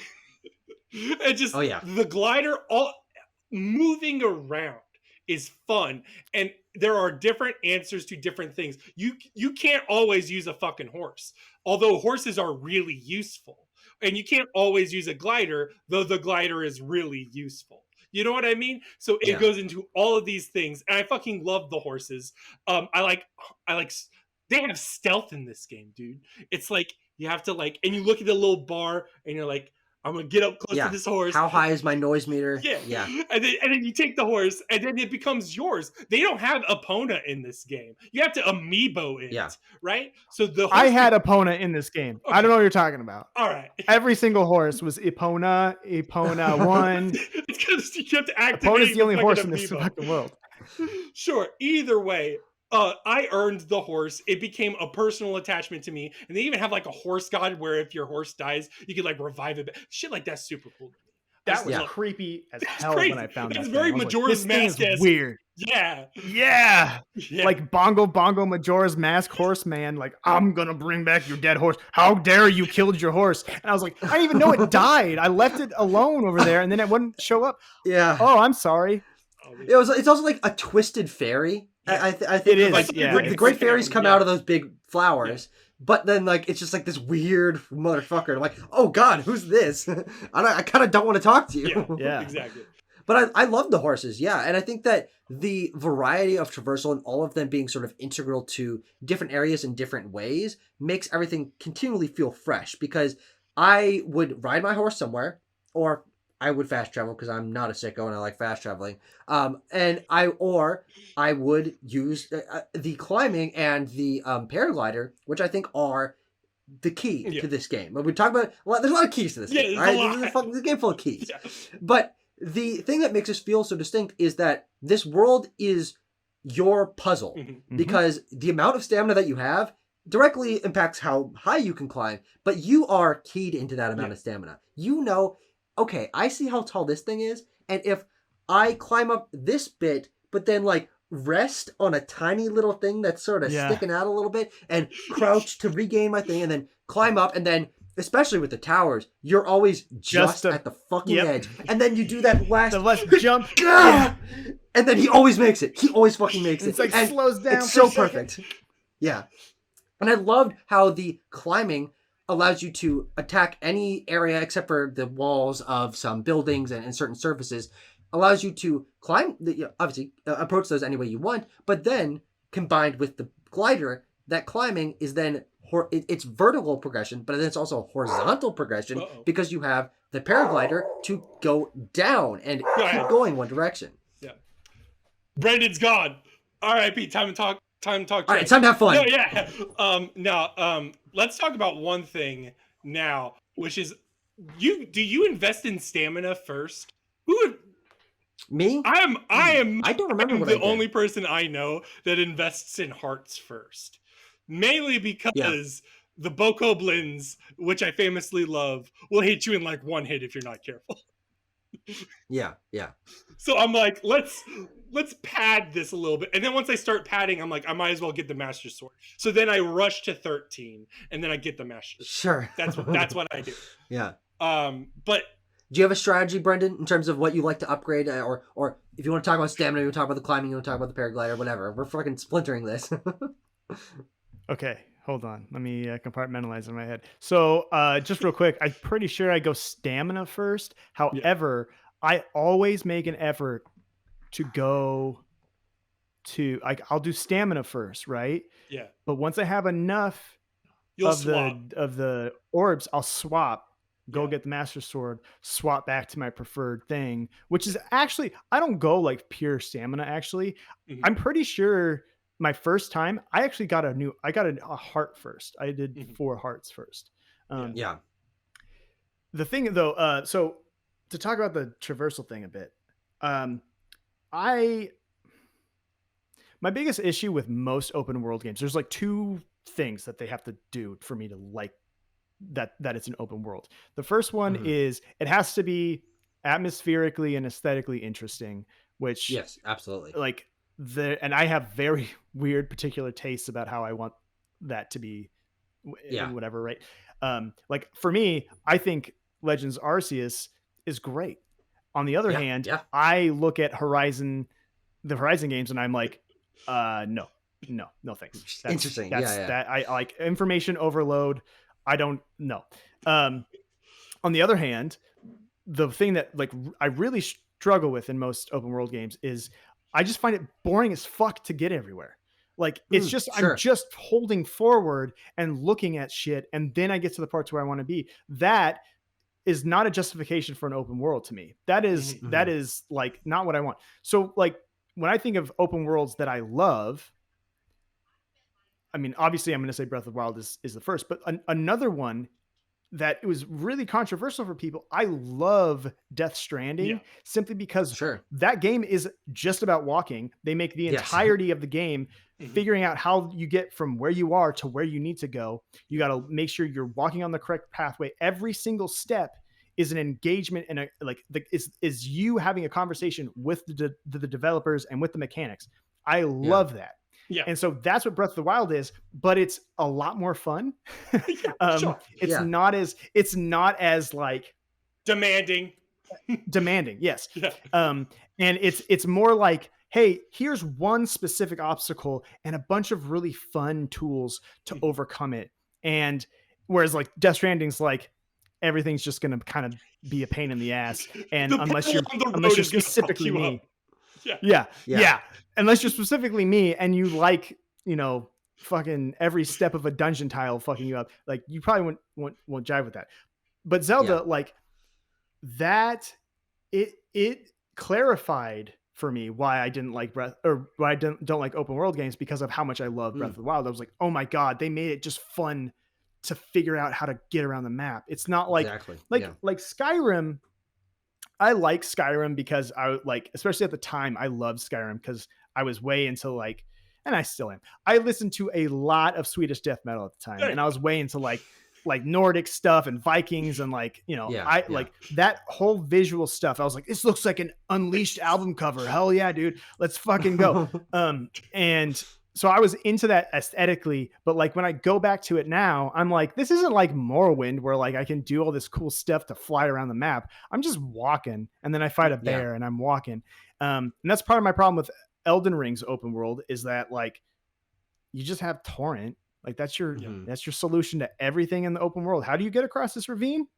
You double jump on torrent. How do you there's nothing, there's no interesting traversal there for me. And not just that, but it's like torrent is a very just natural extension in terms of like he has no issues. It's a perfect translation of the player, and then he gets a double jump. So it's just very like, oh, use torrent no matter what. Whereas Breath of the Wild, a horse.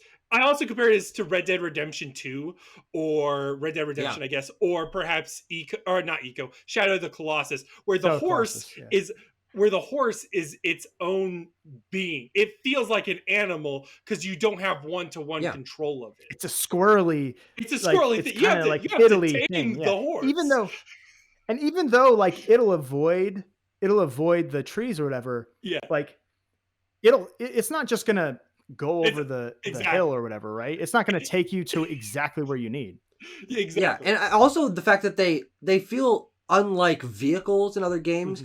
Which of course, because they're not vehicles, but because they have they have just enough like mind of their own to where when you hop off of them and like go to do a fucking Korok or like a shrine or whatever, they'll like, you know, go off a little bit and you'd be like, oh, what? Where did it go? Like, it doesn't stay exactly where you left it. If you accidentally get hit, they'll like run away or go away, and you're like, well, I can't blame them, but fuck. Yeah, exactly. I do really like that. It makes them feel a lot more natural. Yeah, that's. I mean, that's. Here's your $10 word. There's a verisimilitude to everything in this game.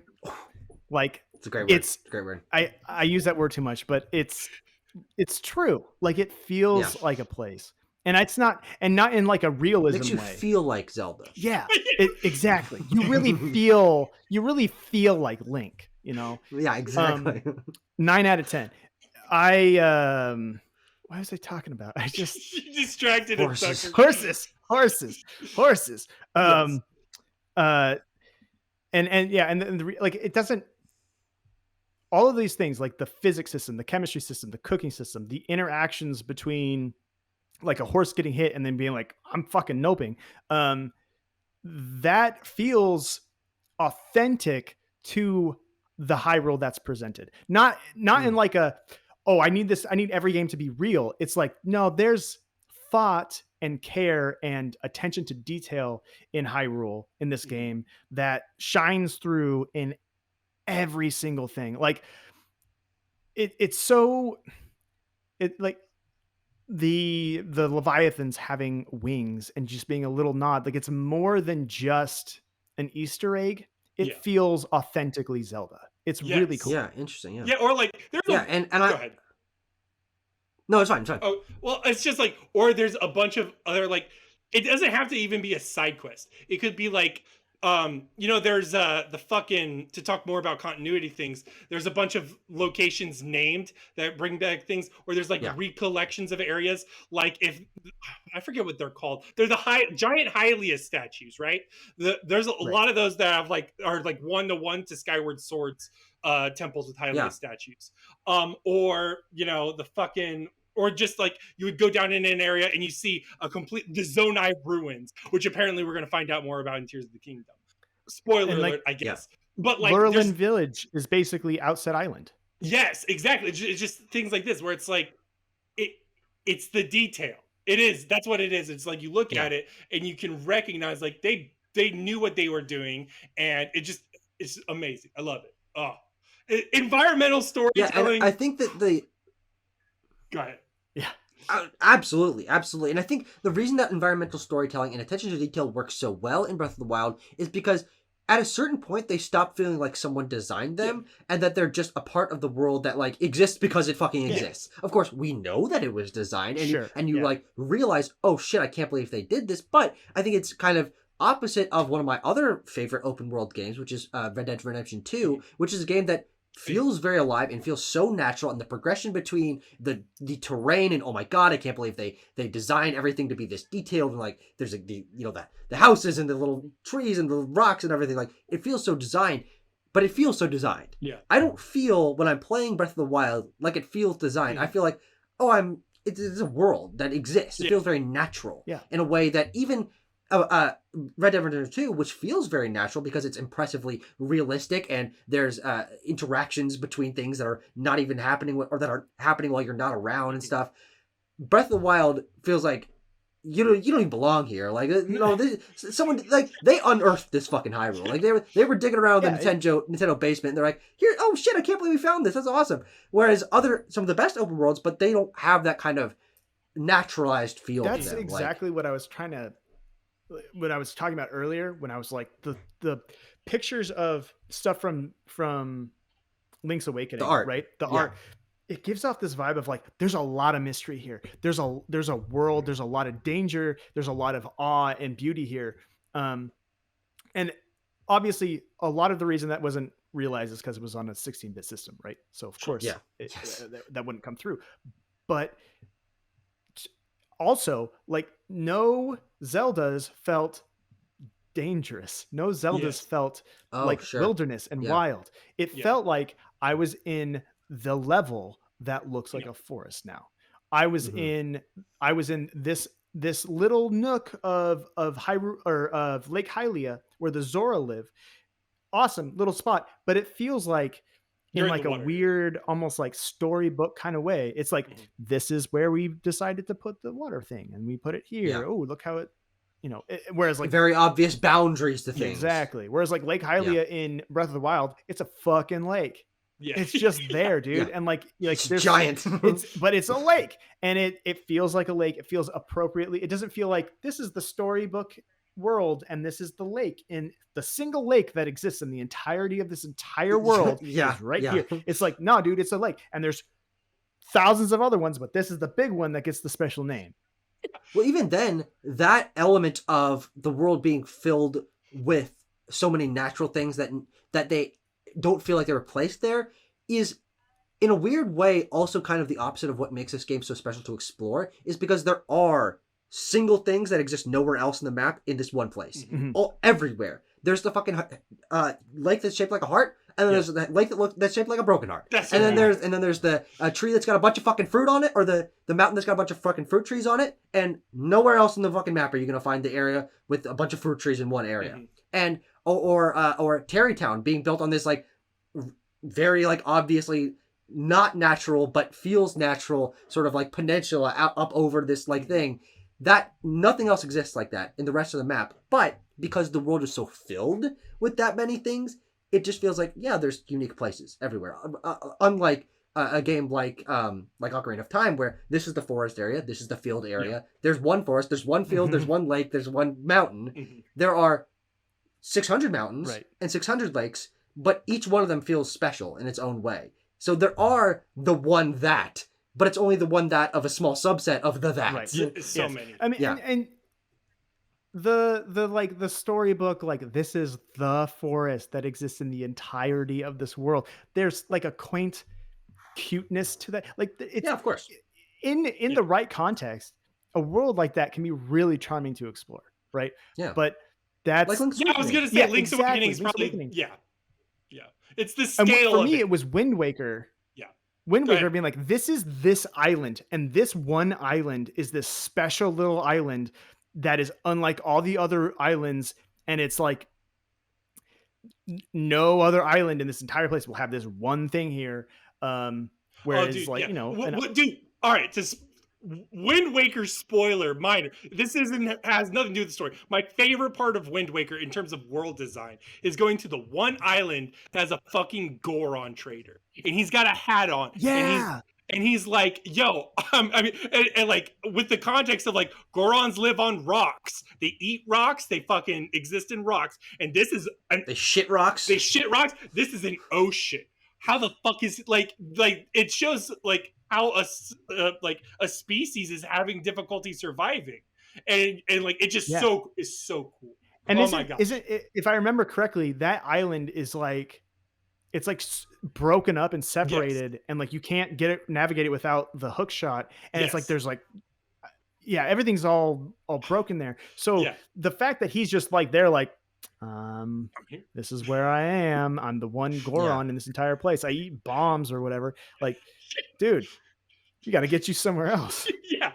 But I think on the other end, Breath of the Wild's towns and the characters within them feel like you are intruding on their life when you show up there. Yeah. A lot of other games, especially the older ones, and Zelda to an extent with these other games, they feel like, okay, well, I guess a group of people could live here, but it feels more like a video game level that like you put the NPCs in, and that again that has a charm to it, and it's not like that's an inherently bad thing. But showing up in Goron Village and everyone's like, oh, who the hell is this? And they've all got their houses and they're going about their fucking day-to-day work and visiting the different areas that feel different. Go ahead. Sorry. Yeah. I interrupt a lot. Oh, exactly. Well, that's a perfect thing. Like they have a whole like economy. You're not meant to and be they have you're like a guy. You know what I mean? Like, yeah. Like those aren't supposed to be there. So culturally, you are intruding on them, and it's one of those things where it's like you learning. Well, it's also true with the Rito, the Zora, and the Goron. Is there's a reason you're not supposed to be in each of those places. You don't have wings, so you do not belong in the Rito Village. It's built for people with wings. Yes. You are gonna catch on fire if you go to fucking Death Mountain. Yep. These people won't because they're made of fucking rocks. So when you get there, they're like, "How the hell this guy get here?" Yeah. And then with the Zora, it's like, no, you can't swim. Our place is built for like traversing up waterfalls, and like our hallways are fucking rivers because we can swim. And I really like how adapted these villages and towns feel. And then also on the flip side, how homely it feels to visit Hylian village, because that is a place built for your race of people. And walking through their towns, it's like, no, everything's my size. And like, you know, I can. They're like welcoming. It's like going back to the Shire. When you first arrive at Kakariko Village, exactly. But when you first arrive at Kakariko Village, a guy is like holding a pitchfork, and he's like, "Oh, who are you? Oh, actually, you're a Hylian, and Hylians are usually pretty chill, so you can come in." But it's because you are a Hylian, you fit there. That makes all these other places feel so otherworldly and distinct from one another. Right. There's also I want to talk about the monster parts guy. That is actually my favorite NPC in this game. Dude. Oh, just like, hey, we heard about this weird fucking guy. He's just out there like doing weird stuff with monsters. Can you go figure that out? And then you find him, and he's just like, I want to have all the guts. Let me have the guts, please. Oh yeah, I remember him. He's That's so weird. He's like he's punished Beetle. Yeah, kind of. Yes. He's what's Link's his the Nega world Link in Link's a low rule. What's his name? Low rule. The low rule Link. Oh, I don't remember his name. Yeah. Lunk. Let's go with Lunk. Yeah. Lunk. That's what that. Oh my god. I mean, I took the longest route to get to this fucking. You tried, dude. And then you didn't even really get there, but we helped each other. Beetle is the Lunk is. Oh Jesus. We get the joke. Monster guy is to Lunk as no. Monster guy is to Beetle as Lunk is to Link. Okay. Yes, and that's not even the character's name, but we got it. His name is Kilton. I had a teacher. The monster parts guy? Yeah, I'm pretty sure it's Kilton. Named Mr. Kilty, and I always thought whenever I talked to Kilton, I was like, it's Mr. Kilton. Kilton, the monster parts merchant. Yes. There you go. I know this game. Yeah.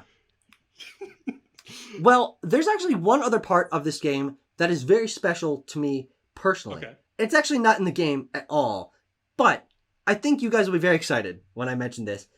But that is what closed out the January 2017 Switch presentation, the God. Breath of the Wild final trailer, Dude. that I contend is the single greatest video game trailer of all time, and it's certainly the one that I have watched the It's most. fucking cinema. I have the fucking like soundtrack to that so glued into my mind from watching it so many times, watching reactions to it so many times. I can quote along to the fucking Easy Allies reaction to the Breath of the Wild trailer because I've watched it like 20 times. And I can see the shots in my head when I'm listening to that music. I can see, oh, boom, when the music swells in this way, he's gliding off the thing. Or this is where the Great Fairy like goes up out of the thing. Where or the Guardians are going all over Hyrule Town in the past. Dude, I love that trailer so much. I used the entire fucking end of the trailer in my like Breath of the Wild, like here's why Breath of the Wild's design philosophy is amazing. I just was like, here's the whole end of the trailer. Like here's the whole trailer. Perfect. Just because it's so good. And it's so good. Tears of the Kingdom trailer, it did a really good job of like it's close. of like recapturing that feeling, especially like after we hadn't seen a lot of stuff yet. You know, that was pretty good. So I guess we're gonna start part 2 of talking about like what we expect from Tears of the Kingdom, right? Like, I mean, we've got like an hour and a half left. I'm just kidding. I gotta talk about shield surfing, y'all. We skipped shield surfing in the traversal. Apparently, the one thing I spoiled myself on, and I had to know, is you can do things because of the shield fusing. You could do shield surfing stuff. I literally shield surf all the time in the game. I love it. It's so good. So I'm excited. I'm so excited. Tony Link's bro skater. Yeah. Basically. Yeah. I'm trying to think about this. Did y'all play the deal before we get to Tears of the Kingdom talk? Did y'all play the DLC a lot? Yes. I particularly love. I don't even like love the additional stuff like the cycle, like all that's like cool to me. I think the coolest part is master mode, like the hard difficulty. 100%. Sure. The hard difficulty is like. Because that is like what really like the main thing it does, and this is the thing I love about how it approaches difficulty. The primary thing it does is it basically, if there's like a mob, it basically raises the level of the mob by 1, and then there's an additional top level of the mob. There's like a golden. And they redo fucking health. They regen health. So then it's like I have to fucking kill this thing right now, or I'm not gonna kill it.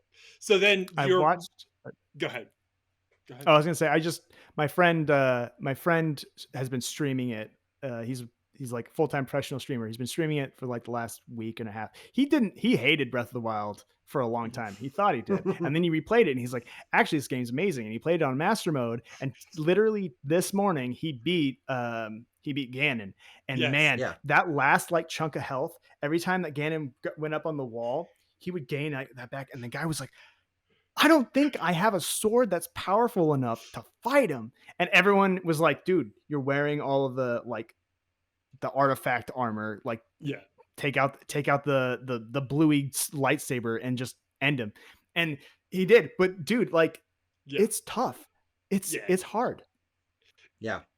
And that's a big thing I want to stress before we go into Tears of the Kingdom talk. Master mode to me emphasizes to me as a player to take my time with it. That is such an important thing to do. Whereas like part of you when you play Breath of the Wild or Tears of the Kingdom is going to be to rush through to see everything possible. Game journalists will have to do it no matter what to get their scores in, right? They just have to crunch it down. Or their takes or their guides, whatever it is. Exactly.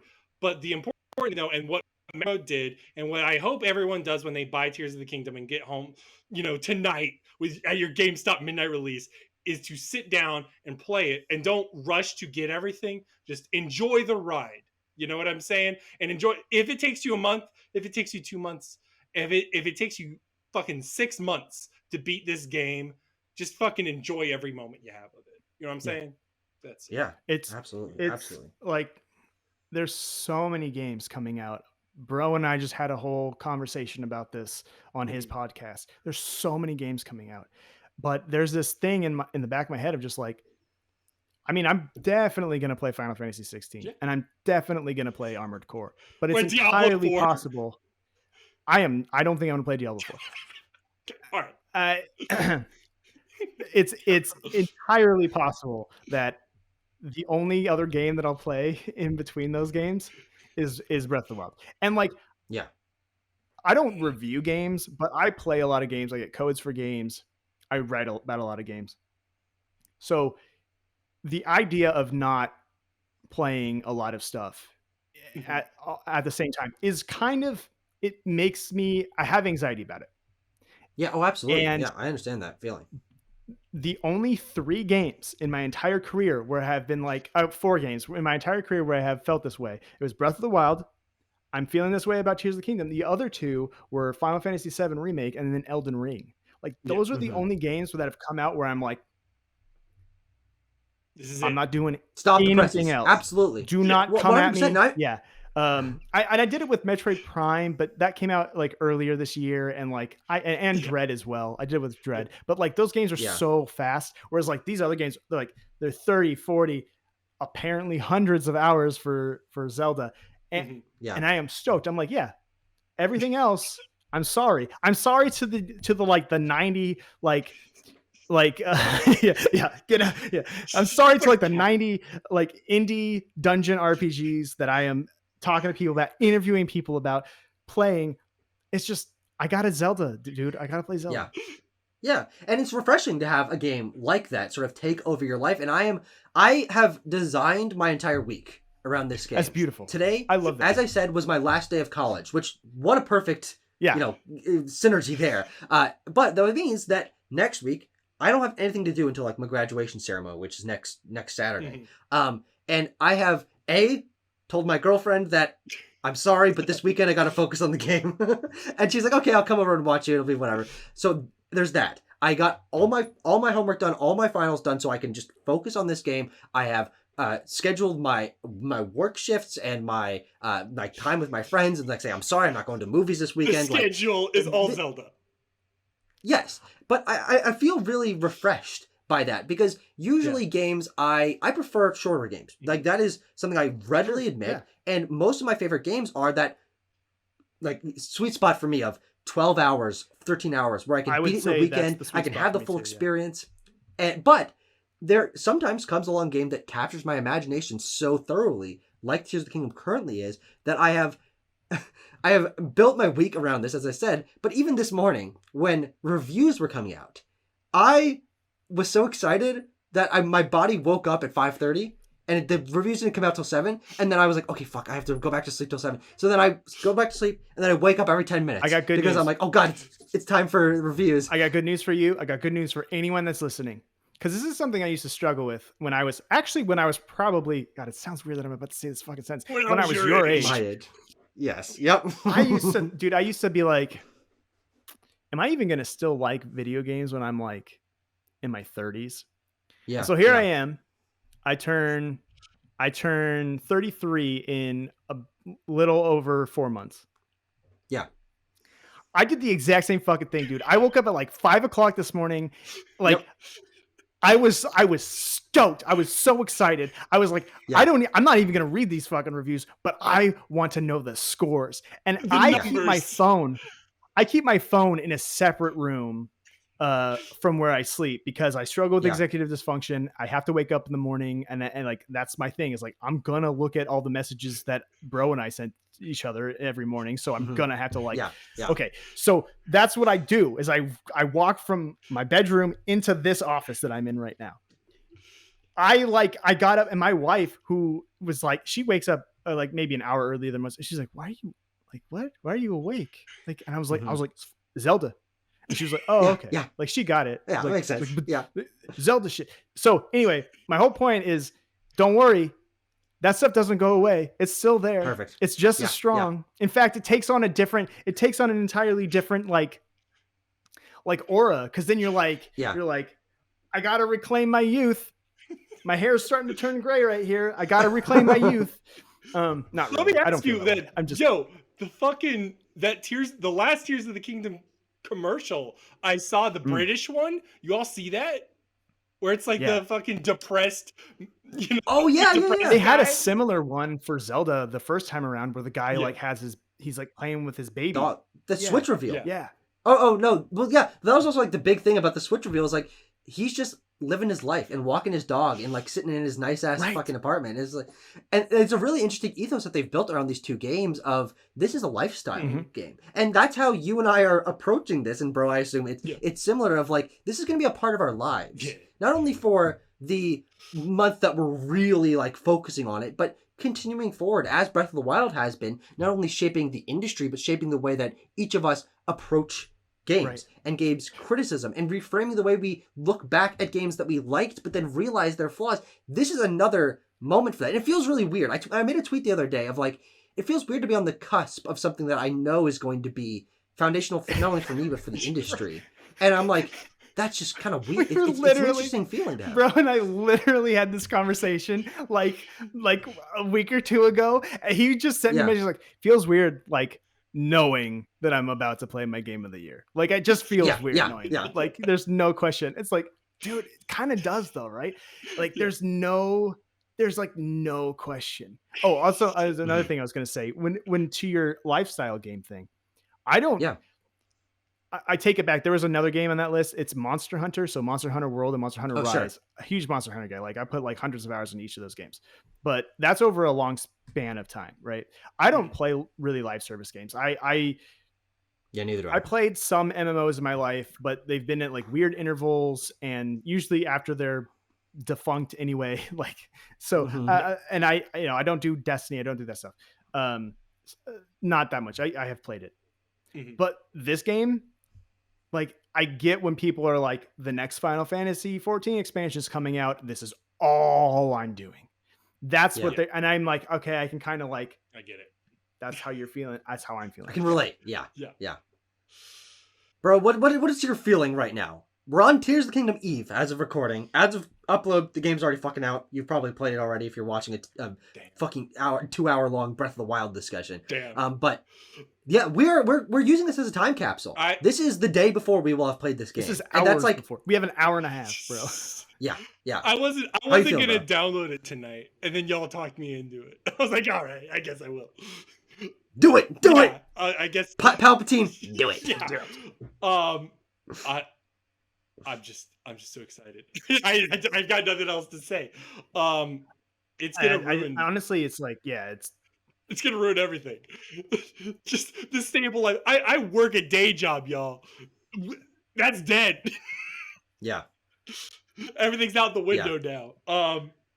The one thing that I wonder about when Tears of the Kingdom comes is, because it is so much like Breath of the Wild, I'm wondering how people are going to This is what I want the last thing to be. Yeah, was like, how are they going to evaluate, number one, just the genre going forward, like Zelda going forward, but also when you see that top 100 list and you see Breath of the Wild number 1, does Tears of the Kingdom replace it? Does it just take a fucking number 12? Like, what does this even mean? And it's like, I don't even know how to feel about it. I have some. I didn't read reviews, really. I heard and read some stuff. This is just pure speculation. There's no reason. I have no reason to believe that like Nintendo is worried about the legacy of this game, even from a financial standpoint. But I have the sneaking suspicion that they are. That they probably have thought about this. And the reason that I think that is because apparently there's like way less rain and it's way easier to mitigate, right? And that sounds like such an innocuous statement. I think that what Breath of the Wild will be forever is Link has a personal tool set to go do this interesting stuff in this world. And maybe it's being remixed and expanded upon and bigger and whatever. But I think what Tears of the Kingdom is going to be is it's the crafting game, right? Yeah. And even if you don't engage with it quite as much, they're replacing Link's powers, sounds like completely. So the way that you don't have any of the old ones. Yeah. So the way that you engage with the world, the way that you travel the world, the way that you see and just, for lack of a better word, consume the content in this game is going to be very different than what you did in Breath of the Wild. And there will be people who prefer Breath of the Wild's tool set, what the world design, the whatever, maybe even the story. Who knows? Yeah, the sense of solitude. Exactly. Since it seems like in this game you're working alongside other people. Like Breath of the Wild, I think, and Tears of the Kingdom, I have a suspicion that you're right that like Nintendo seems to be maybe making steps, and obviously this is one of the most like building upon another games that Nintendo has ever done. But I don't think that's necessarily a bad thing, because you look at a lot of games that are foundational upon a better, bigger sequel. You know, you can obviously argue a lot of these things, but games like Portal 2 or God of War Ragnarok or The Last Dark of Us Souls 2, 3. Sure, yeah. Lots of games that take a foundation and build upon it. The other games don't suddenly lose their relevance. Right. They still show up on top 100 lists. People still talk about them, and I think that's because there's a recognition that a game that came 6 years before another one, by its very nature, and because the goal at the first time was creating the foundation, that it's still super impressive. Right. And I think that in terms of tone and feel and gameplay variety, these two games can coexist and be two ends of a chapter book in a really satisfying way that I think that the two games can be both in the top 20 greatest games of all time. But I still do think that at the end of the day, for me, as someone who likes seeing the industry move forward, and I usually prefer the bigger, more complex sequels to some of these games, games like Last of Us 2 and God of War Ragnarok have not completely, but largely supplanted the originals in my mind. I still love The Last of Us and God of War, but those two other games I find to be so much more thematically rich and complete in different ways. And this, I feel like, is going to happen to me for Breath of the Wild. But I'm okay with that because I still had the memory of Breath of the Wild. It still had that impact. And this is the time capsule. I'm excited to see. Exactly. But here's the thing. Yes. Here's the thing. I think by virtue of the fact that this is a direct sequel, we don't need to work. So some of the other examples that I think of, like, did Mass Effect 3 invalidate Mass Effect 1? No. You have to play Mass Effect 1 and 2 to play Mass Effect 3 and get the whole story. Oh, that's a good point. Yeah. Tears, and same with the games that I mentioned. Exactly. Yeah. You have to play God of War 2018 to get the most out of Ragnarok.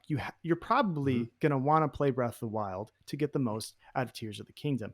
And there will absolutely be things that Breath of the Wild is more successful at and that people prefer over Tears of the Kingdom. Yeah. So I don't think it's a question of being supplanted or being like better. I think it's like a series I love, the Legend of Grimrock series.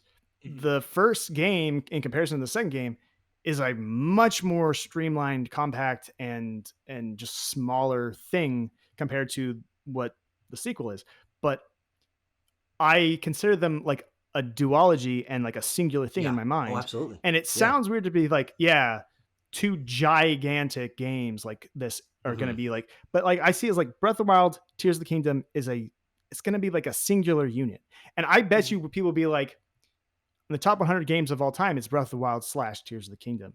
Like, possibly, maybe. We shall see. We'll see. Like, we could call it. We'll call it the something like the open world Zelda series, right? Well, and like that will be its like. Yeah, and it's so important to say, like, even the imitators of Breath of the Wild.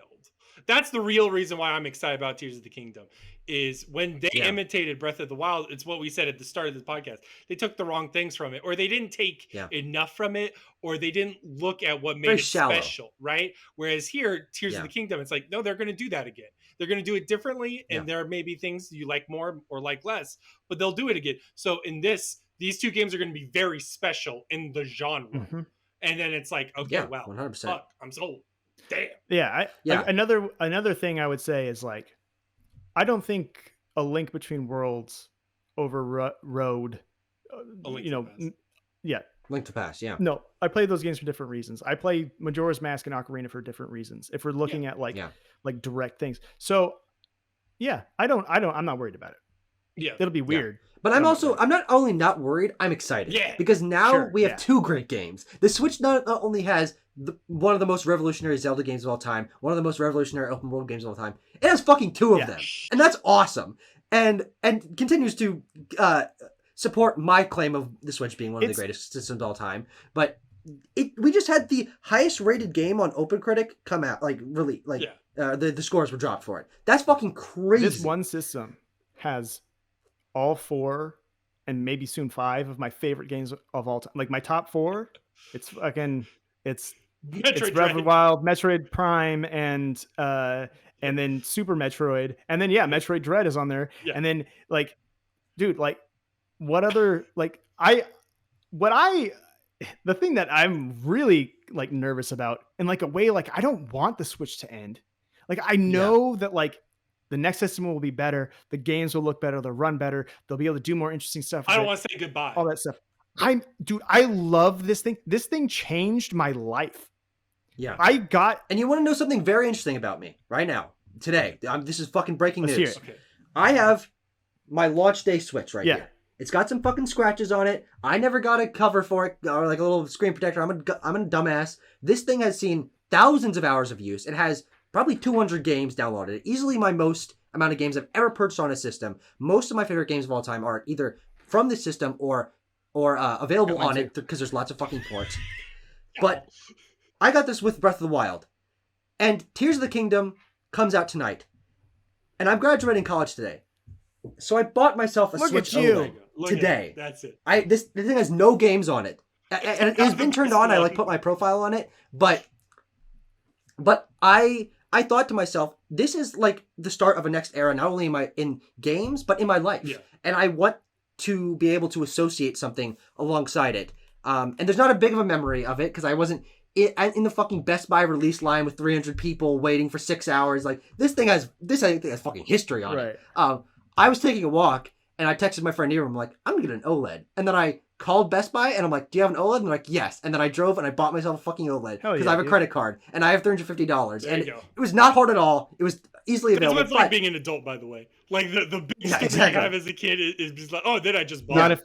Not if you're a freelancer in games journalism. That's not what it's like. But I have this now, and a Switch retrospective, Switch era, all this stuff is so important to me. And Breath of the Wild is what started all of that, and not only started a new era of Nintendo for gaming, but for me personally, and also just an explosion of who I am as a person. And this little fucking thing, the stupid little system with the little piss ass fucking kickstand on the back and my broken ass Joy-Cons, and look how many scratches are on it. It's fucking weird, but this thing is history, man. And Breath of the Wild is one of the most major parts of that history. Dude, I understand what you're saying completely, because I remember I was taking the bus home from work, and I had Breath of the Wild at home. I was actually borrowing my friend's Wii U while waiting for my Switch to arrive, because like it was delayed. Interesting. So I was borrowing my friend's Wii U, and I was playing it on that.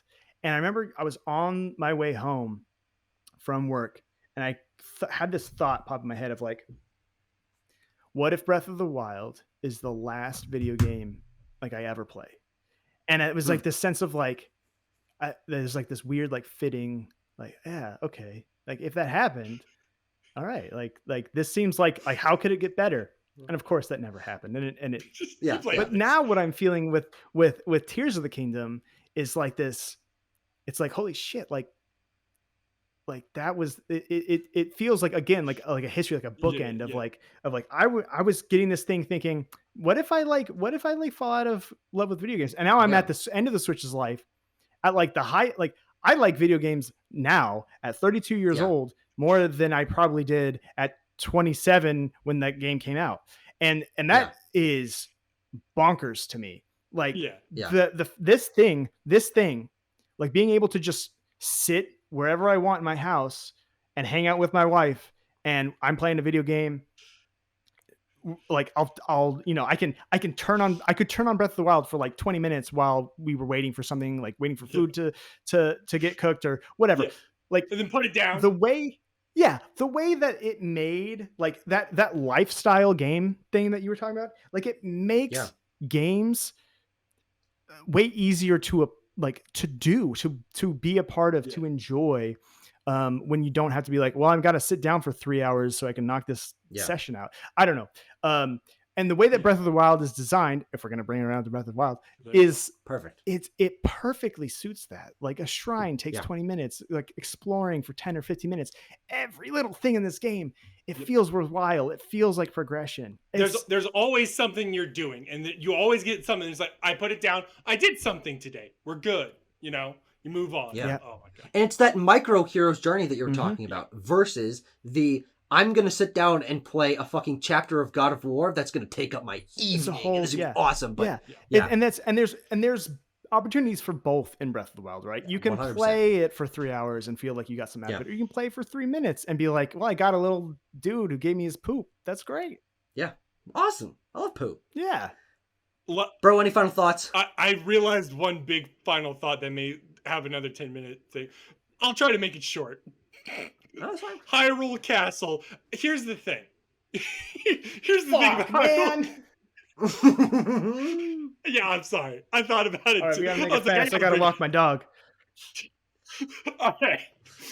So I think the first part of it is it's that mountain thing. You could completely skip Hyrule Castle as a dungeon and go straight to the boss.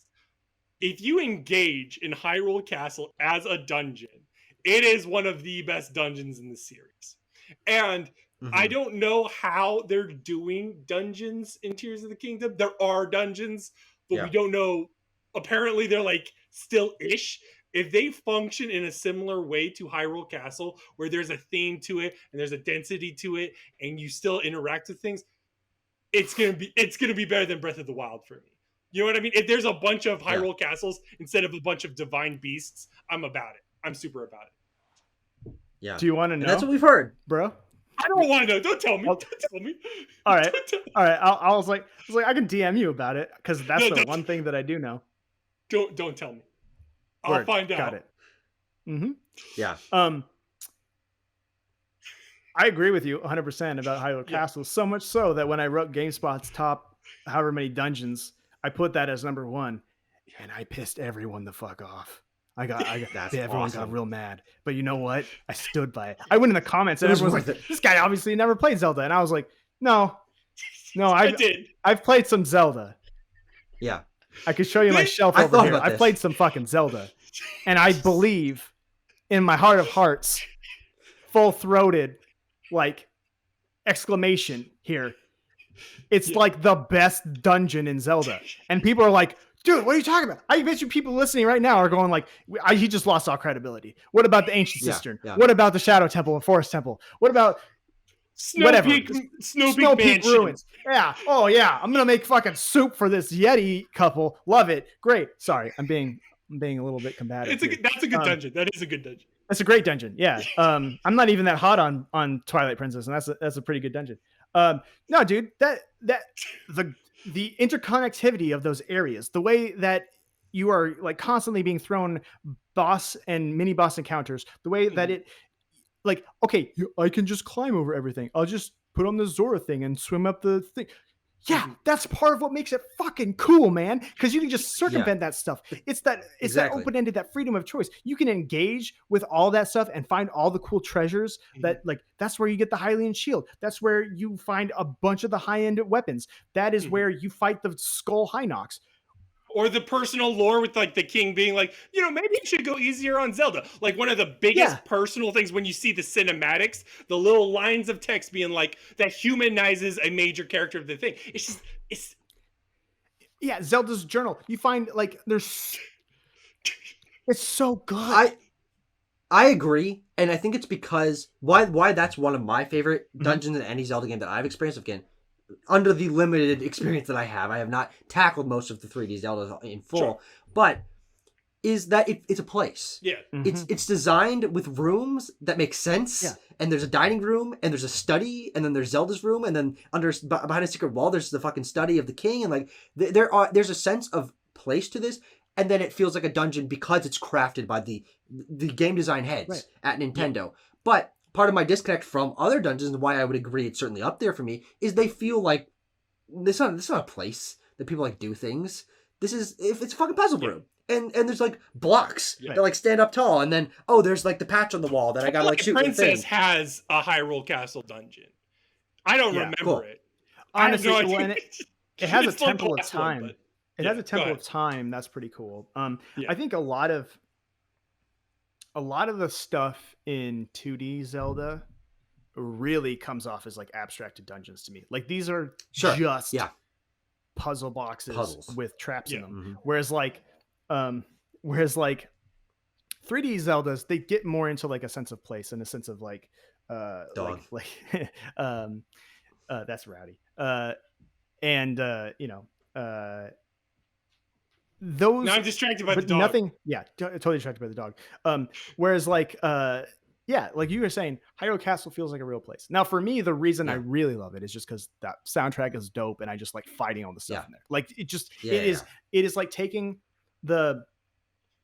I mean, it reminds me a lot of stuff in like Elden Ring, right? Or like Yeah, Dark Souls, Sure. Exactly. where it's Oh like yeah, absolutely. there are multiple ways through this place. Each one is challenging. Each one has rewards, and you're free to kind of go at it at your own pace, right? But it's directed. It's corridors.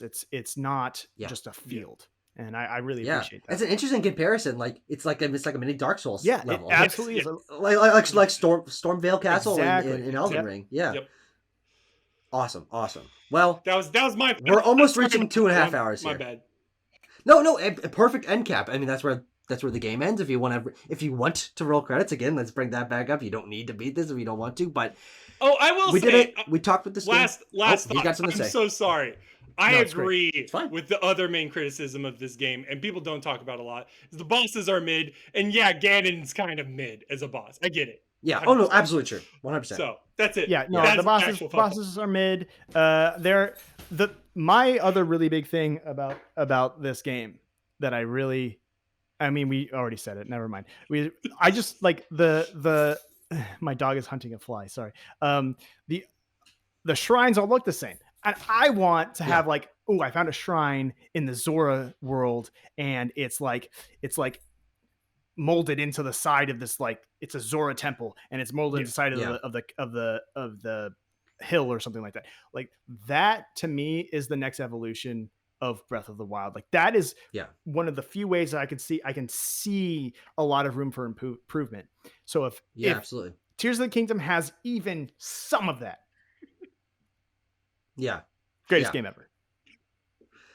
Well, Okay, we're done. We'll probably be talking about that game quite a bit. I don't know if we'll have like a full ass conversation about it but we'll meet back here in 7 years. perfect. I will be almost fucking 40, and Yeah. we can talk about that and For another like 3 and probably hours. and we'll talk about it for 3 hours. Hopefully by then, more than just one other Zelda will have come out. Yes. But that is the fun. We're on the cusp of a new era. It's gonna be a long goddamn time till we get a next Zelda announced. But we What if it's appreciated not, Breath of the Wild's era. Sorry, I'm just Maybe. We appreciated Breath of the Wild's era, and we're about to appreciate Tears of the Kingdom's era. And these two, again, same covers of the same book. And it's so fun to be able to continue this, but to be able to close that first chapter. Keep it open a little bit, to look back on it occasionally, but move on. I'm very excited. And thank you very much both for joining me. I think we got a lot of really interesting sort of threads out of this that I frankly wasn't expecting to, but a lot of the stuff I've never heard talked about in regard to Breath of the Wild. And I hope that if you are listening to this, if you enjoyed this conversation, that you have also learned something about the design of Breath of the Wild, its impact, its memorability, the way that it subverts Zelda and open world games and influence other games. It's a piece of gaming history that we have solidified into this. I don't know how much when I edit down like the beginning part, but 2 hours and 16 minutes of conversation. Thank you very much, everyone, for joining me. Both you guys for talking, and everyone who listened all the way through this. It's been a phenomenal time. Breath of the Wild's fucking awesome. One of my favorite games of all time. And Tears of the Kingdom, I'm going to have the game in an hour. That's fucking crazy. dude. A fucking hour. Bro, are you trying to communicate with someone? You're like looking off into the fucking great beyond. No, do you want to know the real answer to what I was looking at? Give me 1 second. Oh, Jesus! This is never gonna start. Good thing you said let's start 30 minutes early because we needed the 30 Now minutes. it's 30 minutes, yes, yeah. But alcohol. Hey, you know what? If you want to be under the influence for this conversation, by all means, go for it. A lot of states to remember. Yeah. And There's people 50 of live them in at least. too. And Yeah. By my last count, yeah. I've got people out there doing research. We're gonna try to figure out. You know, there could be some hiding. There should I'm still under the influence that North Dakota is not a real state. there but, could be you know. more, but maybe there should be fewer. I don't know. All right, that'll be the end of the podcast. A little bit of political debate about the number of states. Okay. Which ones do we burn first? I have a list. Oh God. Okay. All right. I'll tell you guys off the air about the time I once did domestic terrorism. There you go. Perfect.